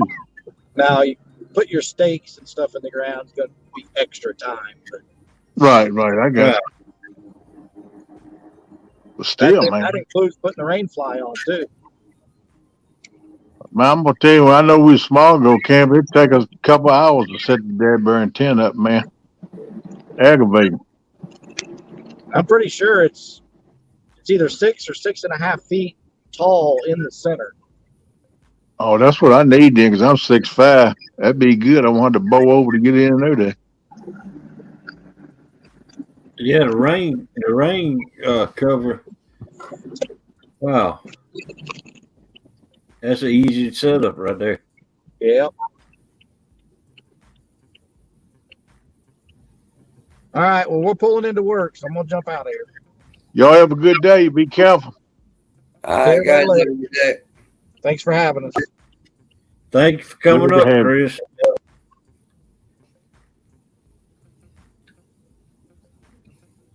Wait, Mr. Chad come in here? Or you just dropping his link? I'll say Greenwell. Yeah, I All them think come she's in. dropping links. I haven't seen them come in. Cause I said, man, if they didn't come in, I must have dozed off or something. Cause I never see them. Yeah. I think she's just dropping their links. Yeah, I don't blame. That's a good thing to do. Spread love. That's what I was doing over there in Swamp Donkey. So he said, man, drop all the links you want. So I asked him. He said, drop all you want. So I went to dropping them. Yep.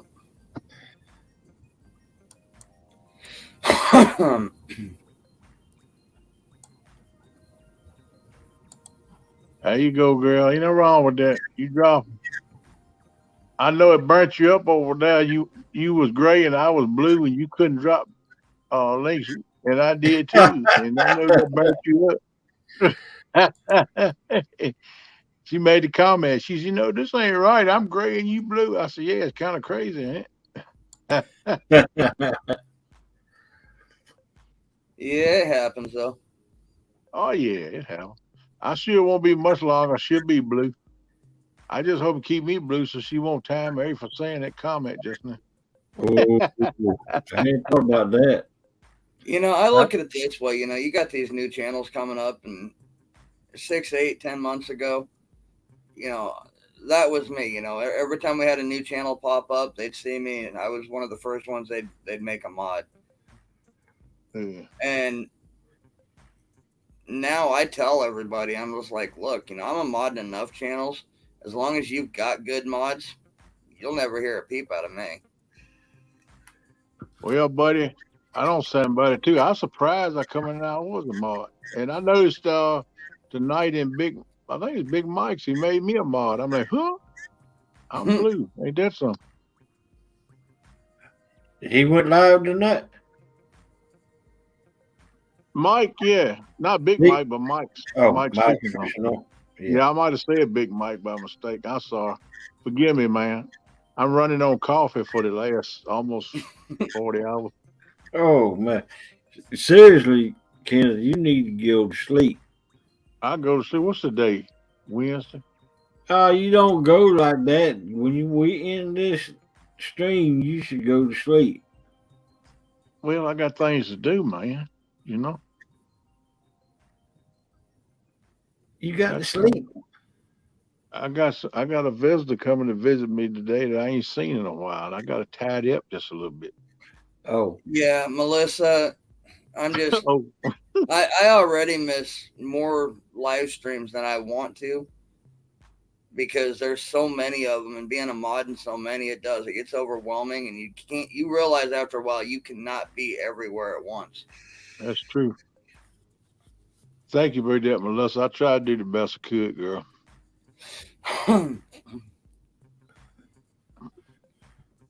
I'm just glad I finally learned how to do it, so I wouldn't be spreading froggies channels to everybody else. right.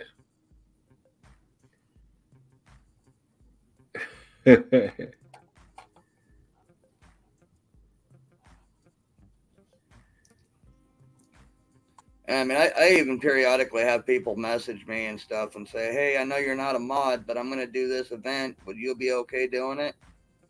And I'm just like, I always tell them it's your choice. It makes absolutely no difference to me. Yeah. Now, I don't know if I asked, but I don't crowd bird if I'm not a mod, because I ain't been around that long no way. And they're like, who's this cat? I ain't going to make him no mod. I understand that, so it don't bother me.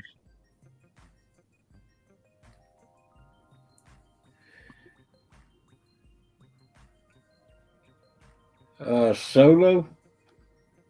The Sundays you won't be able to enjoy because the Boar's Nest is closed on Sundays.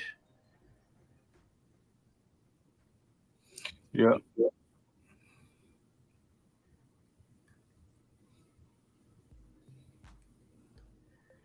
Saturday nights, too. Saturday nights and Sunday night, or Friday nights and Saturday nights. There you go. Now you're right. 2 a.m. on Monday morning until 2 a.m. on Friday morning. But Friday night and Saturday night, it's no show. Right. That's Mike T wants to go live, and then we'll support him. Right. Yeah, and I've been given, and honestly, the last, what's it been now, week or two, couple weeks? Yeah. Lance has been doing Fridays and Saturdays, so I've been letting him do it. Let him get some watch time. Yeah, that's cool. Yeah, I've been going to some of his lives too. I went up on panel with him one night. He asked me to come up. He shot the link to me on Messenger. Said, "Hey, this is a link. Come up on panel." I said, "Okay." Yeah, he did that to me one night too. Yeah. In fact, when you sent me that link last night to Swamp Donkey, I actually thought you were sending me the link to his. Yeah. And I'm like, I don't want to go on panel. That's part of the reason I didn't look at it till I woke up. Yeah, I went in. I was like 12 or 14 and got up to, I think, 18 one time. Then it dropped back down. I said, "You know what? I'm going to share them out. We might get a few more in here." And a few more did come in. And I appreciate them coming in. I shared it too. But I was just trying to help them out some of them, because they can definitely fish. I can tell you that. Well, see, I've been thinking about closing one extra day, and I haven't made up my mind if I want it to be Friday or Monday. But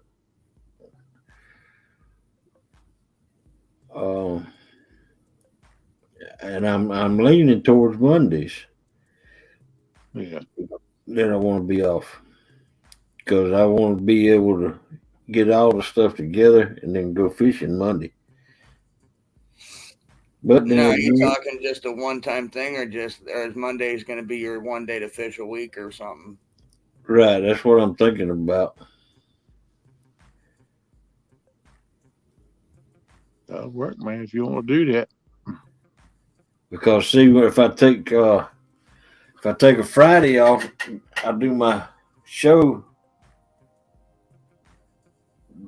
that night, and then I won't be able to go fishing. But I'll be able to go fishing Saturday or Sunday. And then if I take Monday off, I'll have Saturday, Sunday, and Monday.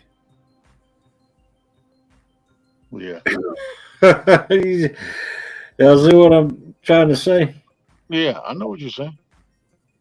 So let me ask you this, Hog. Like the areas that you fish, like, more on the public side. Right. What do they get like during holiday weekends and stuff? Do they normally get packed with boaters? And depends on where. I mean, some places do, but I got some places that don't. Yeah. Like Sundays I'm busy with church all day, but it's okay.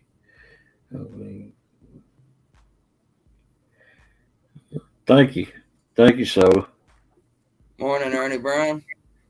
Good morning, Ernie. Welcome in. What you said, Mr. Downtown EB? What's that?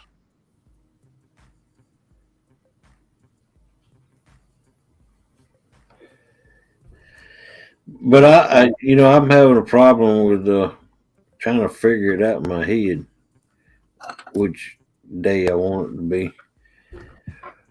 But I mean,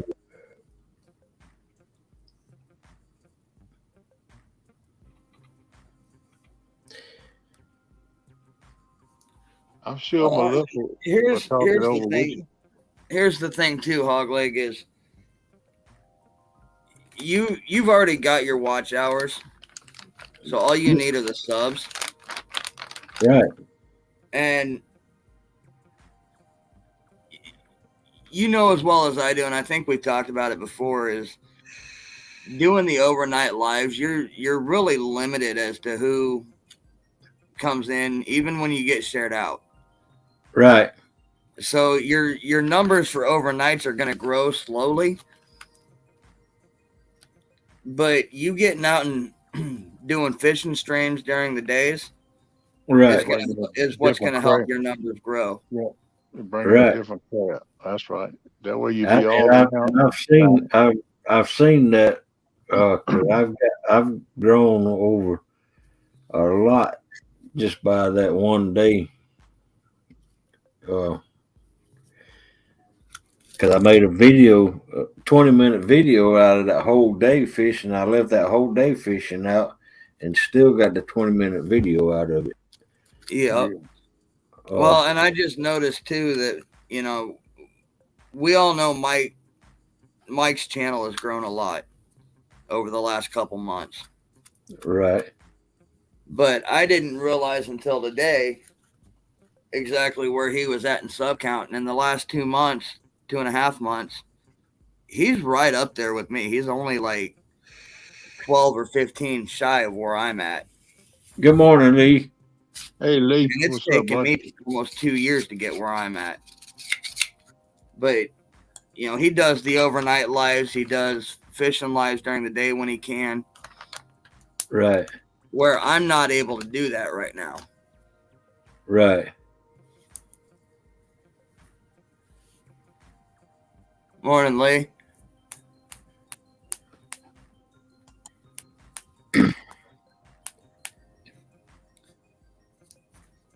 So yeah, I think if you can, you know, designate one day a week at least to do a fishing stream every week consistently, I think you'll be at 500 in the next month and a half. You think so? I do. It looks like to me that everybody that does lives is growing pretty fast. Yeah. I've noticed that too. That's why I'm gonna have to start trying to go live some too, but I don't know exactly what platform. And when you do, and when you do like you did with your last outing, and you make that 20-minute video, and then add that to your playlist as well, that definitely don't hurt anything. Right. No, because then you put this short, get this short together of it, then you got like 2 for 1. You know what I mean? Right. You're getting views off a short, plus you're getting views off the long one. You left out that too. I thought about making a short out of it also.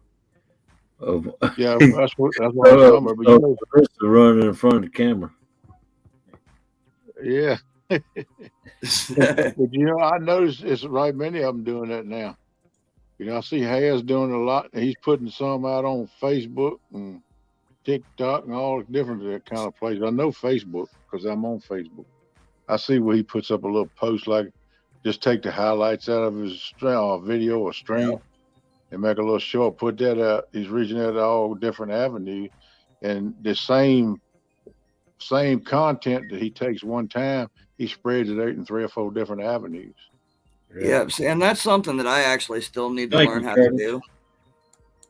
That's something that I still need to learn how to do, is to take and cut that live up like that to make those videos, because I mean this last year that I was doing live streams, Right. I mean I've got fish on them, but you know there's you know there's only 2 or 3 channels, you know, and there's several sturgeon that we get here. Right. Yeah. That I could cut those up and make those into shorter videos with just the catches, but I have no clue how to do all that. Right. So I've got to play around with it and figure out how to do it all first. Yeah, I think you just go through the long video and pick out the clips, the highlights they want to put in a short, and then put them together and upload them wherever they want them to go. Once you make it and you hit the upload button, it'll give you all the avenues of where to send it, where you want to send it to. Well, it isn't the uploading and the sending that I'm going to have the issue with. It's going to be figuring out how to go into that stream, highlight the area, cut it, copy it, all that stuff, so that I can get it done and edited properly. Well, the way I done it was I downloaded it on my computer from YouTube, and then I took and my computer has Microsoft Video or something. I don't know, video editor. I don't remember what it's called. And then all Microsoft Windows 10 comes with the editor that I used. And then I just downloaded the whole video. Then I just went in there and I cut and cut that little section out of the video, and it was easy to do once I figured it out. I mean, the longest was me trying to figure out how to do it, and Right. once I did it, uh, that's that video was the outcome. You know, I even put copyright free music over the top of it to cover up the wind noise. Right.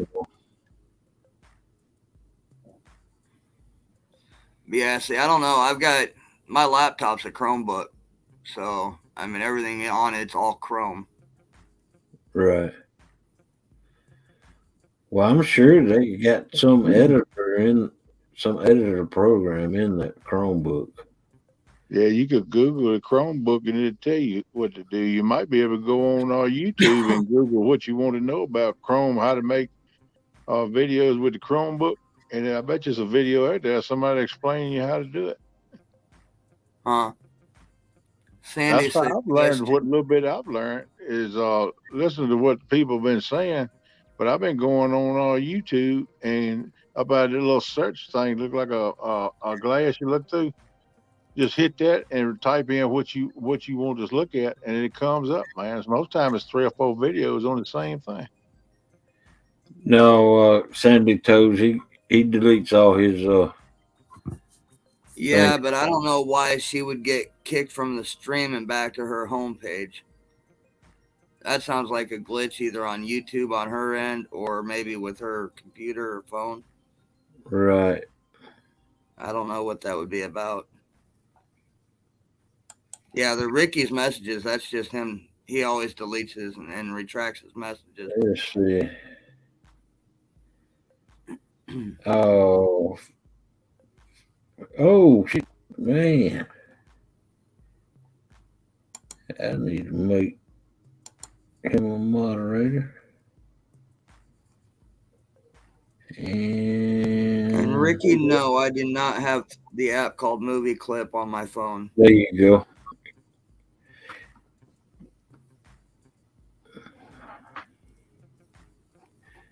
I made both of those moderators.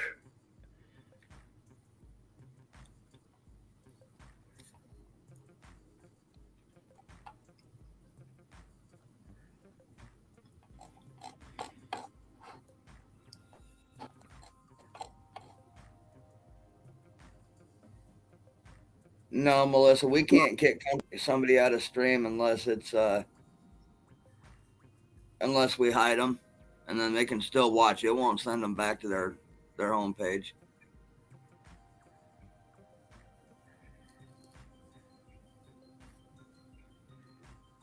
Ricky, I've got a Samsung Galaxy, so it's a Droid.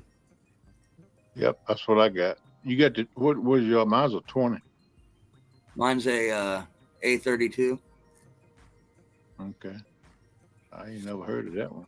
Yeah, I'm ready to jump up to the A50. I think. I mean, there's nothing wrong with this phone. I think when I bought it, it has a lot of the same issues that Mike's Fishing Home has with his when he gets up on panel and tries to go live. Yeah. It leaves me as a spinning bullet on people's panels. I hope mine don't do that. Yeah, I'm just gonna have to live with it.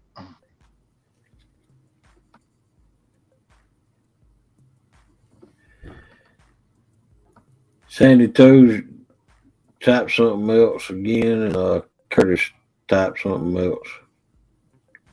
Chris who?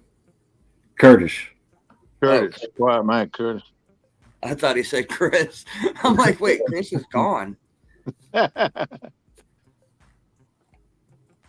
Sandy's blue.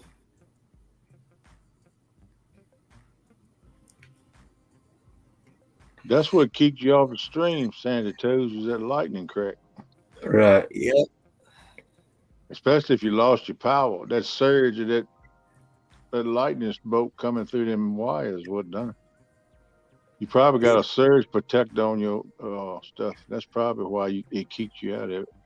Yeah, I'm guessing she was on a computer, which was probably plugged in, like you said, and that Yep. surge kicked her. Yeah. Quiet man, Curtis. You need to type something in here if you're still here. Well, I can check. I'll just go tap his name. Okay. Yep, he's good. All right. All I can do is block report or go to his channel. I can't hide him or time him out now.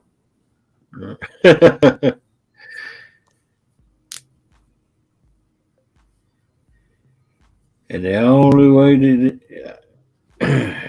That's how I always check new channels that have started doing lives. Like here, I don't know, a week or two ago, Fishing with Squirrel was live, and I popped into his stream, and I think it was the first time I had been in one of his live streams, and he had a couple mods, but it wasn't a whole lot. And he's like, "I need to make more," and we all gave him the same advice: pick somebody, pick people you can trust.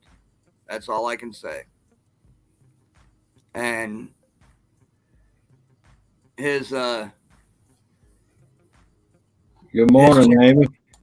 His channel uploaded that chat the next day, and I think it was a few days later. I went back in to watch a little bit of it, and I tapped on a name, and sure enough, he had made me and like 6 other people mods from that stream.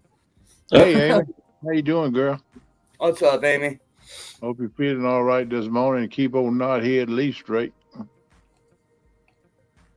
Uh-oh. You made Fat Boy mad, Hogleg. Now Curtis can pick on his brother.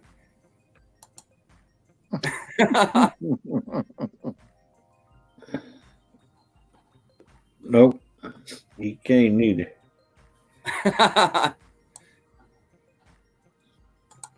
All right, Fat Boy, you got to talk again.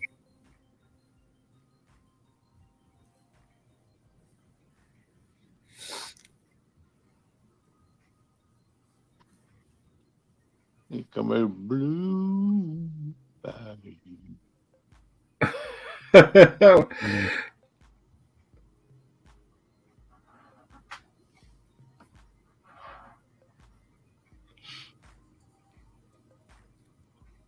Oh, that depends, Curtis. Yeah, I get time out. We're waiting for Fat Boy to type again. I think he made him a mod too. Yeah, I think that's what's going on. Mm-hmm. Too late, Curtis. You had your chance. Yep. In your face, Curtis. That's what he said.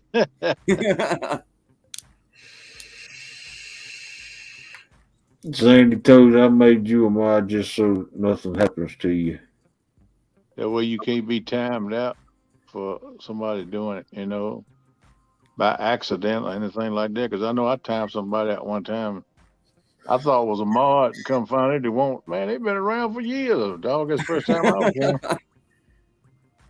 I mean, if you don't want to be a mod, I can take it back, but I timed you out because you're a good supporter, and I don't want nothing to happen to you. Yeah, if nothing else, that blue just protects you from accidental timeout from somebody else. And you want to be blue with the rest of us. So just sit right there and be happy, girl. You're fine right where you are. No, but it's your choice, I guess, in the end, whether you want to be or not. I haven't seen Johnny Small Pepper for a few days. Wonder what he's doing. I ain't seen him in a week or so. Yeah, Bit about a week now. It's fewer in the community I hadn't seen in a while.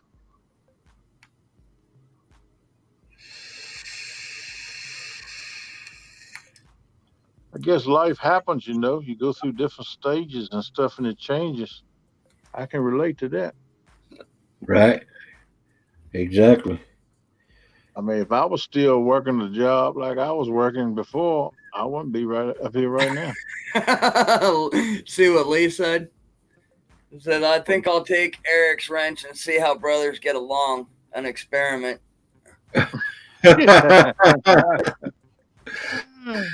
Oh man.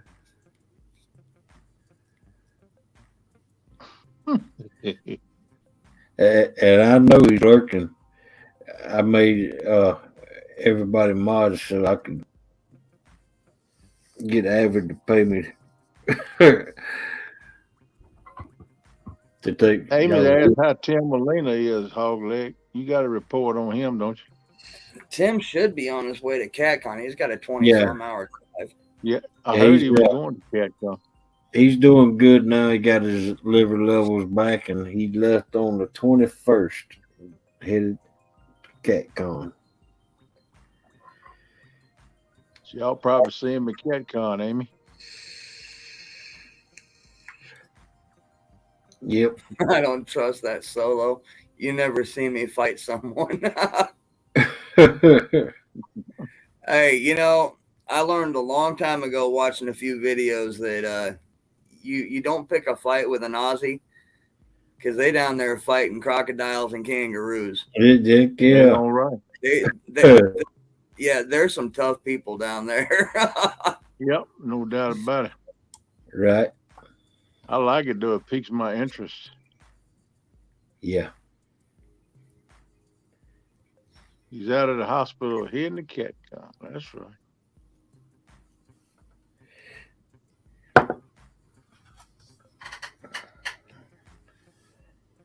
He got his their vehicle serviced up, and they're headed to CatCon.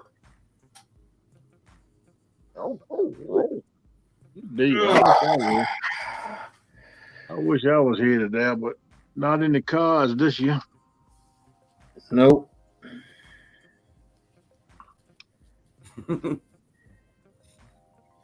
Yeah, Ernie Brown. He's I'd like to meet him one day, and I hope to meet him one day. Yep. Me too. I hope to fish with him one day down at my home lake. Because he done already told me that's on his bucket list. He want to come fish. Yeah, when I was down in New Mexico several years ago, that was way before I was on YouTube. I didn't know Tim and Chris Flores and them then at that point. But if I had, I'd have made sure to look them up when I was down there.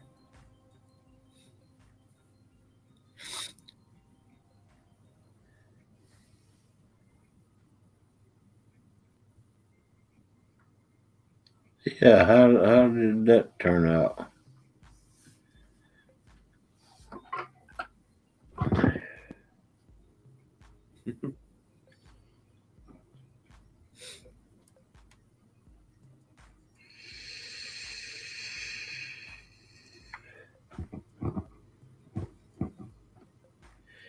Yeah, unfortunately, had to watch it, which I'll put it out on the videos this time. What do you mean, Ugly? Well, that's great to hear, Amy. The CatCon, I had to watch Oh, yeah. virtually. Yeah. Lee, yeah, you can come up if you want. Did they play music at them CatCon things, like in the background? Because you could get copyright from it, too. When they did it, the virtual one last year, I don't remember them having any music in the background. Okay. Because Of course they had you their the people like Tim Scott and them that were doing their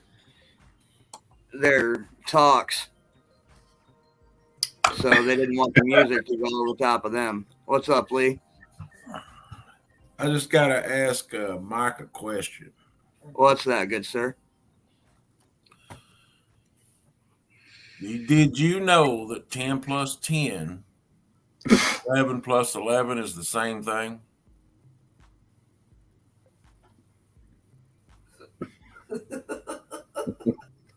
Okay, I'm not following that one. Oh, I grew up in Iowa, so our math is correct.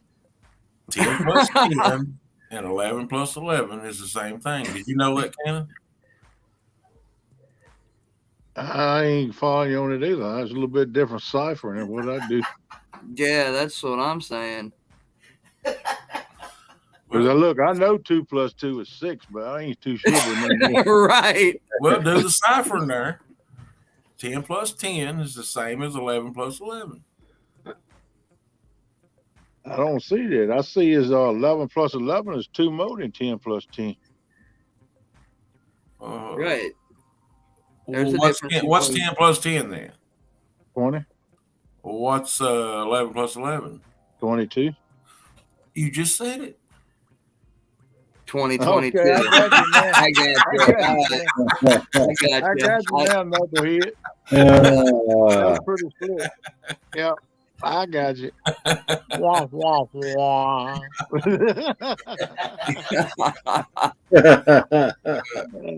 got to remember that. Oh, man, you got to watch.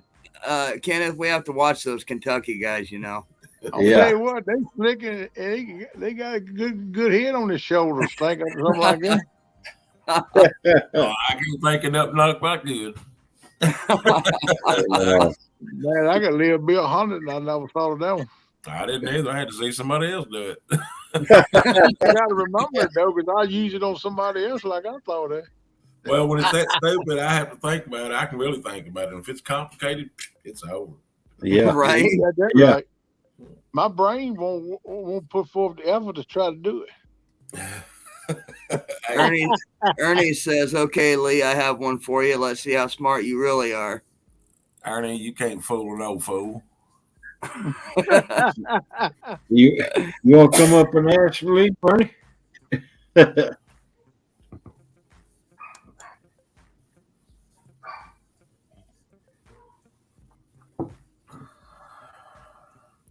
Listen said hog leg was good.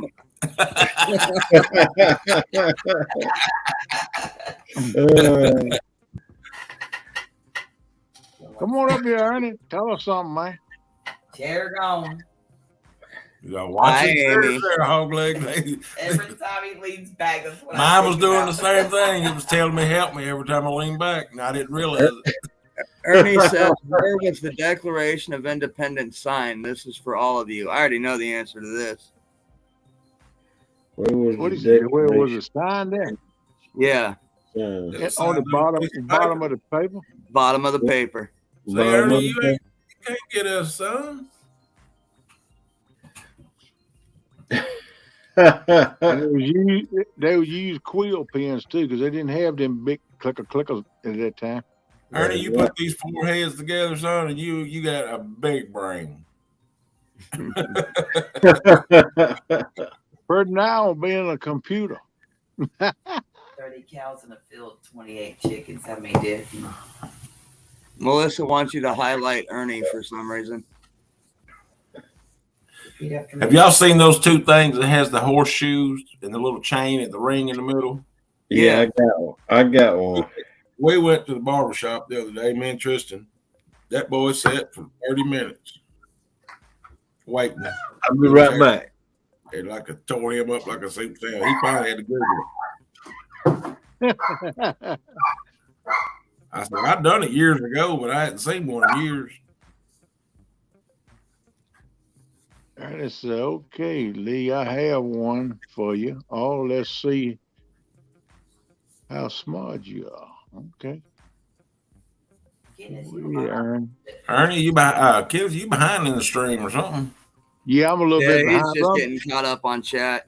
I run behind because it takes me a while to read it because I can't see that good. That's why you see me set up in there like John Father. What is it, boy? Yeah. Yeah, I grew up with my daddy. He used to give us all those kinds of questions that they'd have on like the what is it, the ASVAB or whatever that test is you got before you go into the military. You know, things like who's buried in Grant's tomb, how much dirt's in a hole 6 feet wide, 6 feet deep. It's just about that much dirt. I wouldn't be wrong by saying that now. How much dirt's in a hole 6 feet wide, 6 feet deep? About that much dirt. No. Leon's phone. How do you have dirt in a hole? Oh, I got It's you. empty. Yeah. I didn't think about that. It ain't nothing in it. Just like an empty bucket. My bucket's got a hole in it. Now, what would you say now? That 20? 30 cows in the field, 28 chickens. How many didn't? 30 cows in a field. Don't say it slow. Just say it. 30 cows in the field, 28 chickens. How many didn't? 30 cows in a field, 28 chickens. How many didn't? I actually just heard this one the other day. How many didn't? I get a lot of those stupid TikTok things like that people have transferred over to YouTube, and that was one of them the other day. I can't figure the angle on that, and it's an angle on it some kind of way, but I ain't grabbed a hold to it. I can't even remember. Yeah, that's the same thing. Yeah. Talking about that? Yeah. Even after he showed me, I still sit over there myself. It was like, man, I just kind of turned my back so he couldn't see me. Yeah. I couldn't even get it back on there.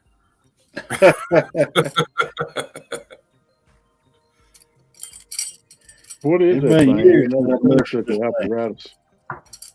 It's a brain tester. Yeah. If you Well, get that's that the reason brain- I ain't seen one. I ain't got one. Wait a minute. Sandy's got one up there. I burned all my brain cells there in 20 when I was 20.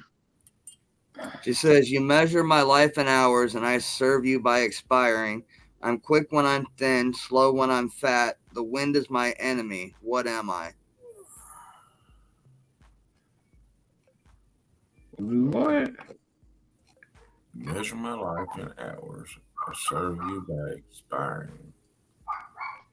I'm quick when I'm thin, slow when I'm fat. The wind is my enemy. That sounds like me. Candle. A what? A candle.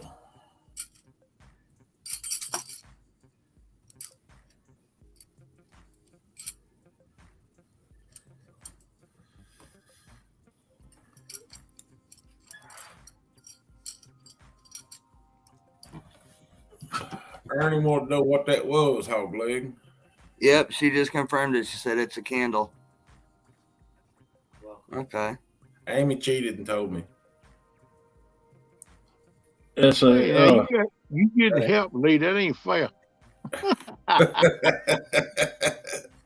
Yeah, what threw me off was the All right, wind Ernie, is you my see that? enemy. You gotta get that ring off of them horseshoes without breaking it. No, it ain't handcuffs. It's been years since I've done it, but So that's kind of like a puzzle, like a Rubik's Cube or something. You got to figure it out, huh? yeah. All right. Look, you got a cutting torch and a welder, ain't you? Cut it off with the torch, then weld it back with the welder. That's probably how I was gonna have to do it. I could do it. It might Man, be a big blob of chicken hockey up there, but I can do it. What has a head and a tail but no legs? A quarter. A coin.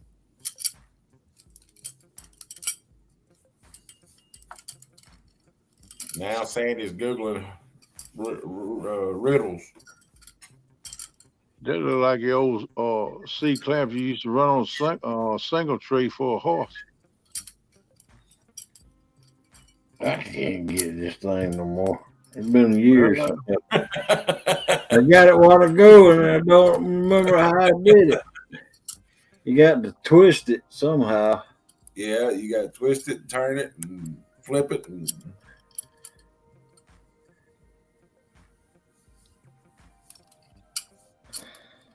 No, that ain't right. You ain't gonna do it that way. Oh man. We'll sure try, Melissa.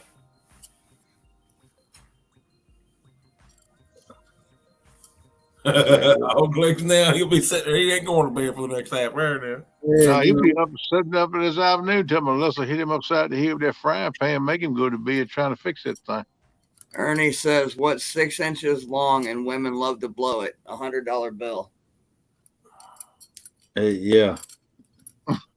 Yeah, you got that right. You like that one, didn't you, Amy?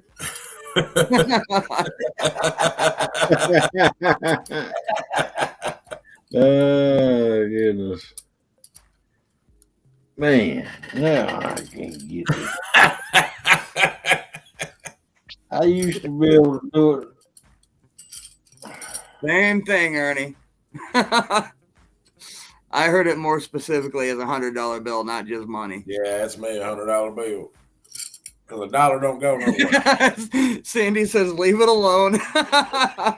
Yeah, that could slip into something else. We don't need to do all that. Ah, heck with it. Hey, you gotta take it off your desk. Hey, you gotta take it off your desk too, because every time you come in there and see it, you're gonna pick it up and mess with it. I'm gonna get this thing. I used to be able to do it in no time for that. Yeah, that's what she said. Ah!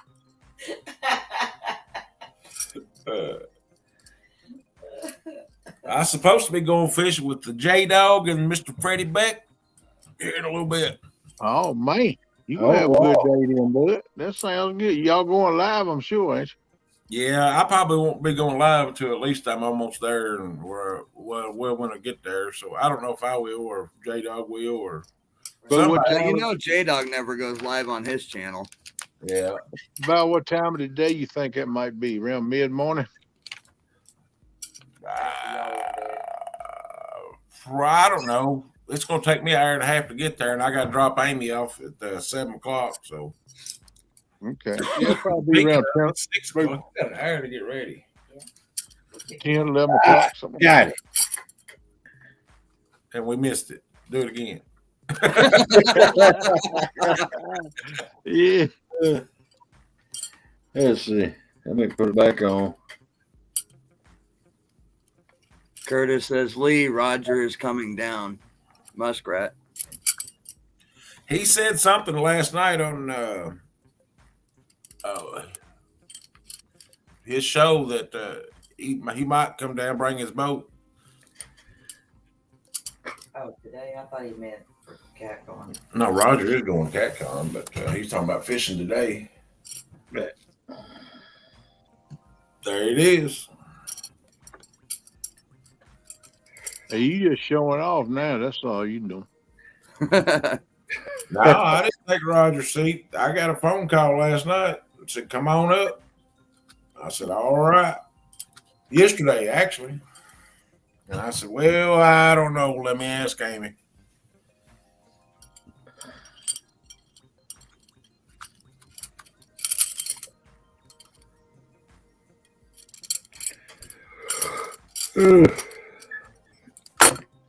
That's the first time I've seen one of them things. I ain't never heard of them. It's been a long time since I've seen one, but I've seen him hooks like you had to hook a play up to a single tree behind a horse. Yeah, I want to say it was my dad's old barber growing up had one hanging on the wall of the barber shop. Yeah. The old horse was the right speed for me too. He was about 26 years old, and every time he walked, you could hear his bones crack in his legs. So he's about the right speed for me. I was just a young boy, but I play out with him some in the garden and stuff. Right. Right before he died, it was old workhorse Dad and him used to have on the farm.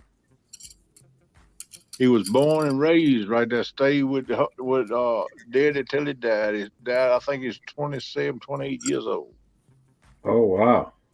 Yeah, he's about, what is that thing, about 16 or 17 hands high. Old workhorse. Called him Pete. Oh, man. Morning, David.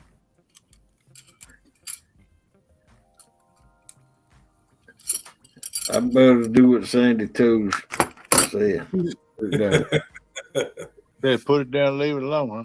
Yeah. You know, Rustic, it's hard to end a good show when you've got people like Epic, Chris, and Lee that want to come up. Ha, don't include me in that group. Oh yeah, you in there? Don't be acting like that. You know, but I'm about as common can be. well, that's all of us right here, common folks, brother. Ain't nobody trying to be nobody. So you fit right in. We all good country common folks, brother. That's right. That's what I like about y'all. And we covering half the country. Right here in this stream right now, we're covering half or more of the country. And we all the same. National television. You can't beat that with a double head hammer. What'd you say? How'd you say that last night? You said something the other day in one of your lives and I was shocked. So last night, I can't All right, Carmel. Yeah, she said, I said something the other night on live. She said, I can't believe you said that on national television. I said, this ain't national television. It's ain't NBC, CBS. This is LEE. This is the lowest channel you can get. We don't have cable TV. Hey, Lee, it ain't national TV. It's worldwide TV, bro. Exactly. Right. This is LEE TV. It is about as low as you can go. Curtis wants to know, Lee, are you ready for your 1 versus 1? Oh, no, I'm not, because the waters are going to be so bad in the next week. That's reverse psychology. Yeah, it's going to take a little while for all that water to run down from up north. Ain't no difference there. Are your waters high too, Lee? Oh, gosh, yeah. Really?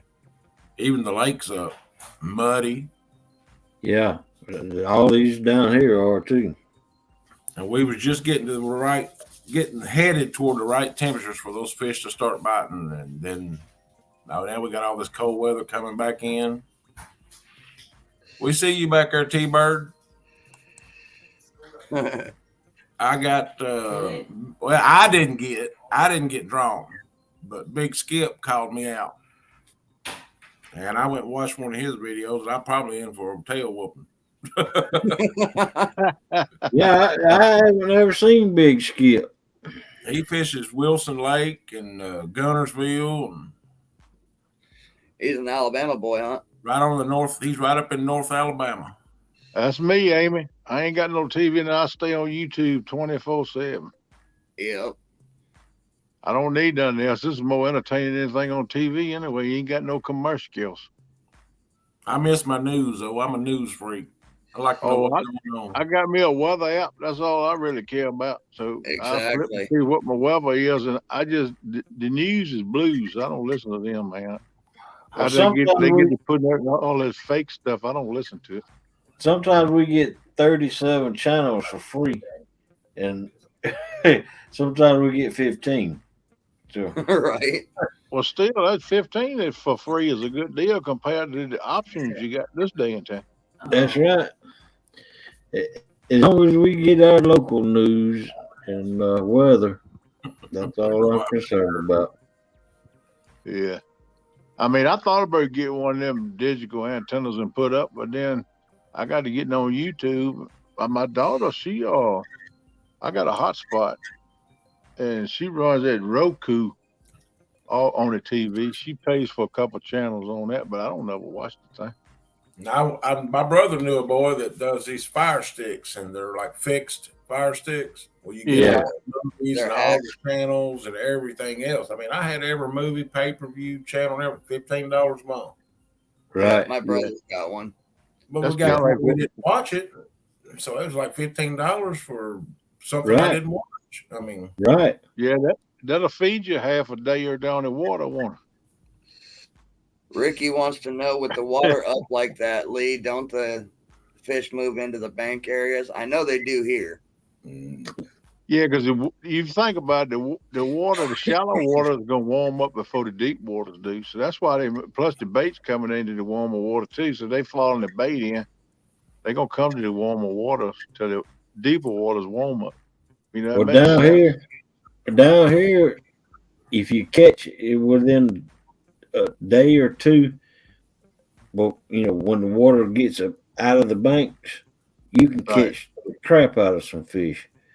Yep, But Yeah. because no, they feeding on that if wash it, off like if Mike it T takes was talking about. that a week or longer, which it has been down here, you can't catch a fish at all. No. See, Bite. here it's just the opposite, because when that water first comes up, they're still searching to see what their limitations are. So you want to wait 3 or 4 days after the waters come up in order to be out there, because that's when they're going to be up feeding on the stuff they don't normally get. Yeah.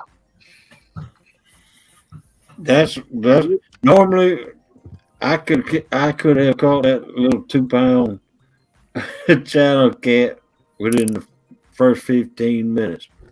It took 3 hours to catch that little joker. It Well, took you that long to put that juju out. Yeah.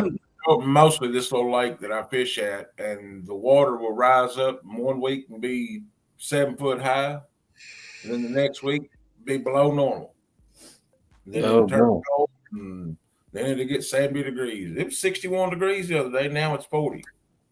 Yeah, I was like, oh well, over here is that way too, man. It's up and down, and it's trying to change into spring, and the jet stream's going crazy. It does it every change of season, if you not take notice to it, and that's what it's doing now. It's changing seasons, and the jet stream is going crazy. Temperatures too.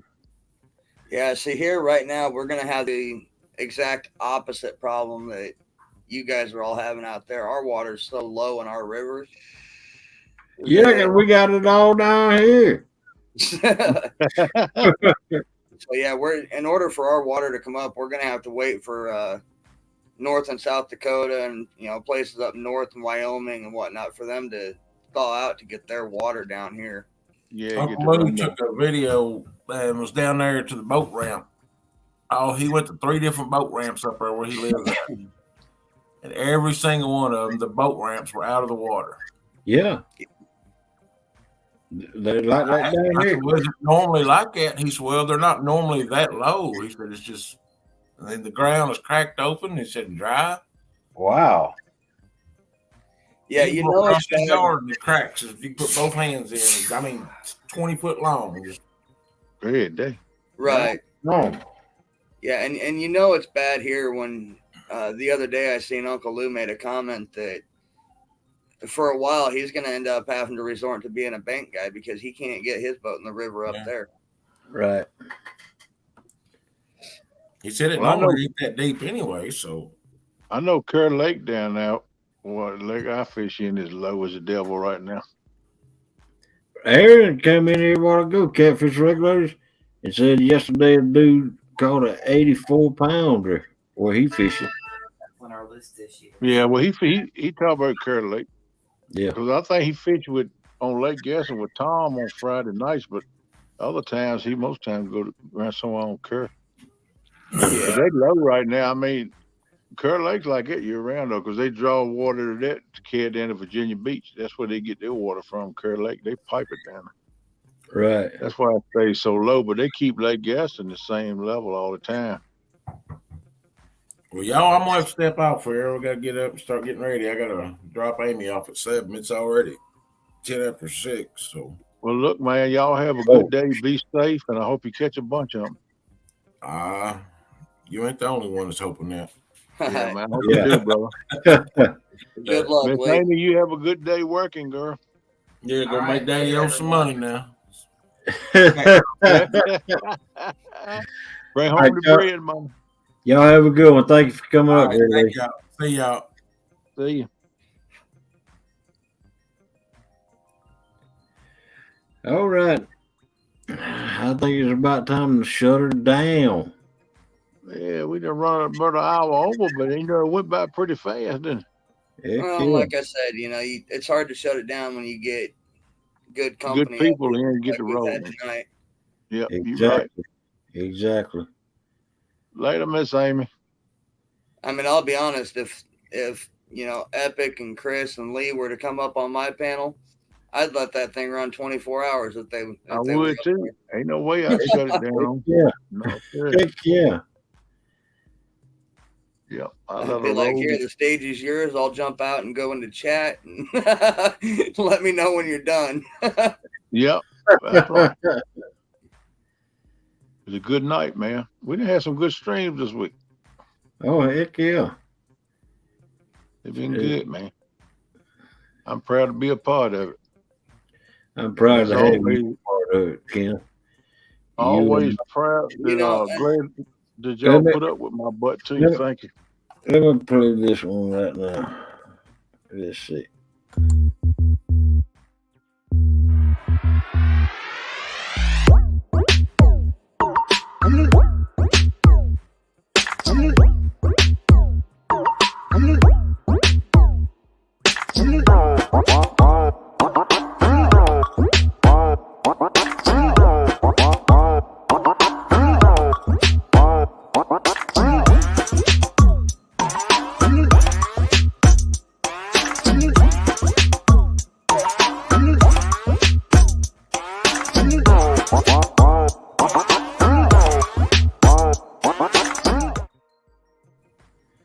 There you go. Bow. Bow. Yeah, man, it makes me want to boogie. If I had about a half a fifth of wine in me, I'd probably be up in the middle of the floor now getting there.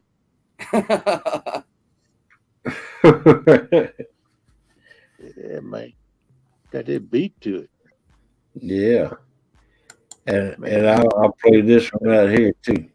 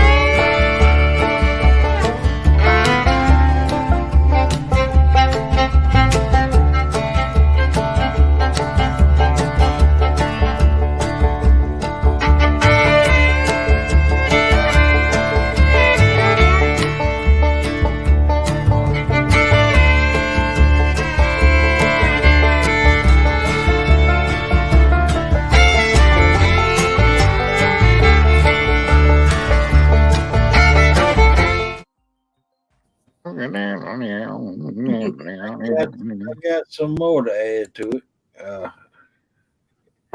I got pork chop and big city cats to add to it. Oh, And I got one coming from Kenneth. yep. I'm going to get it out to you. I got to dig in my book and get your edge. I'm going to try to do that today. Fill out them envelopes and get some. I got send some to Mark. I send some to Kevin. Send some. I'm waiting for Hayes to give me his address, so I can send him and Brian some. And Mike T, you send me your address. I'm gonna send you some. Yeah, I'll shoot you a messenger That'll work. after we're done. All right, that's a perfecto. And that'll keep me busy for a little bit. But everybody's been talking about CatCons this weekend, so if people could keep the people that are going, we got a lot of live streamers going to CatCon. Keep them in your prayers for safe travels. Yeah, Exactly. I'm already saying prayers for that, but I'll keep saying it till they get back on. Exactly right. And that being said, if there's anybody that's never done live streams or anything and you're curious, want to try it, this would be the time to do it, because I don't think there's going to be a whole lot going on with everybody traveling. I got that hint. Right. I'm just putting it out there. Right. All right, good folks. Thanks for coming up in here, and you know what time it is. Let's see which one I want to play now. I think I'll play this one right here.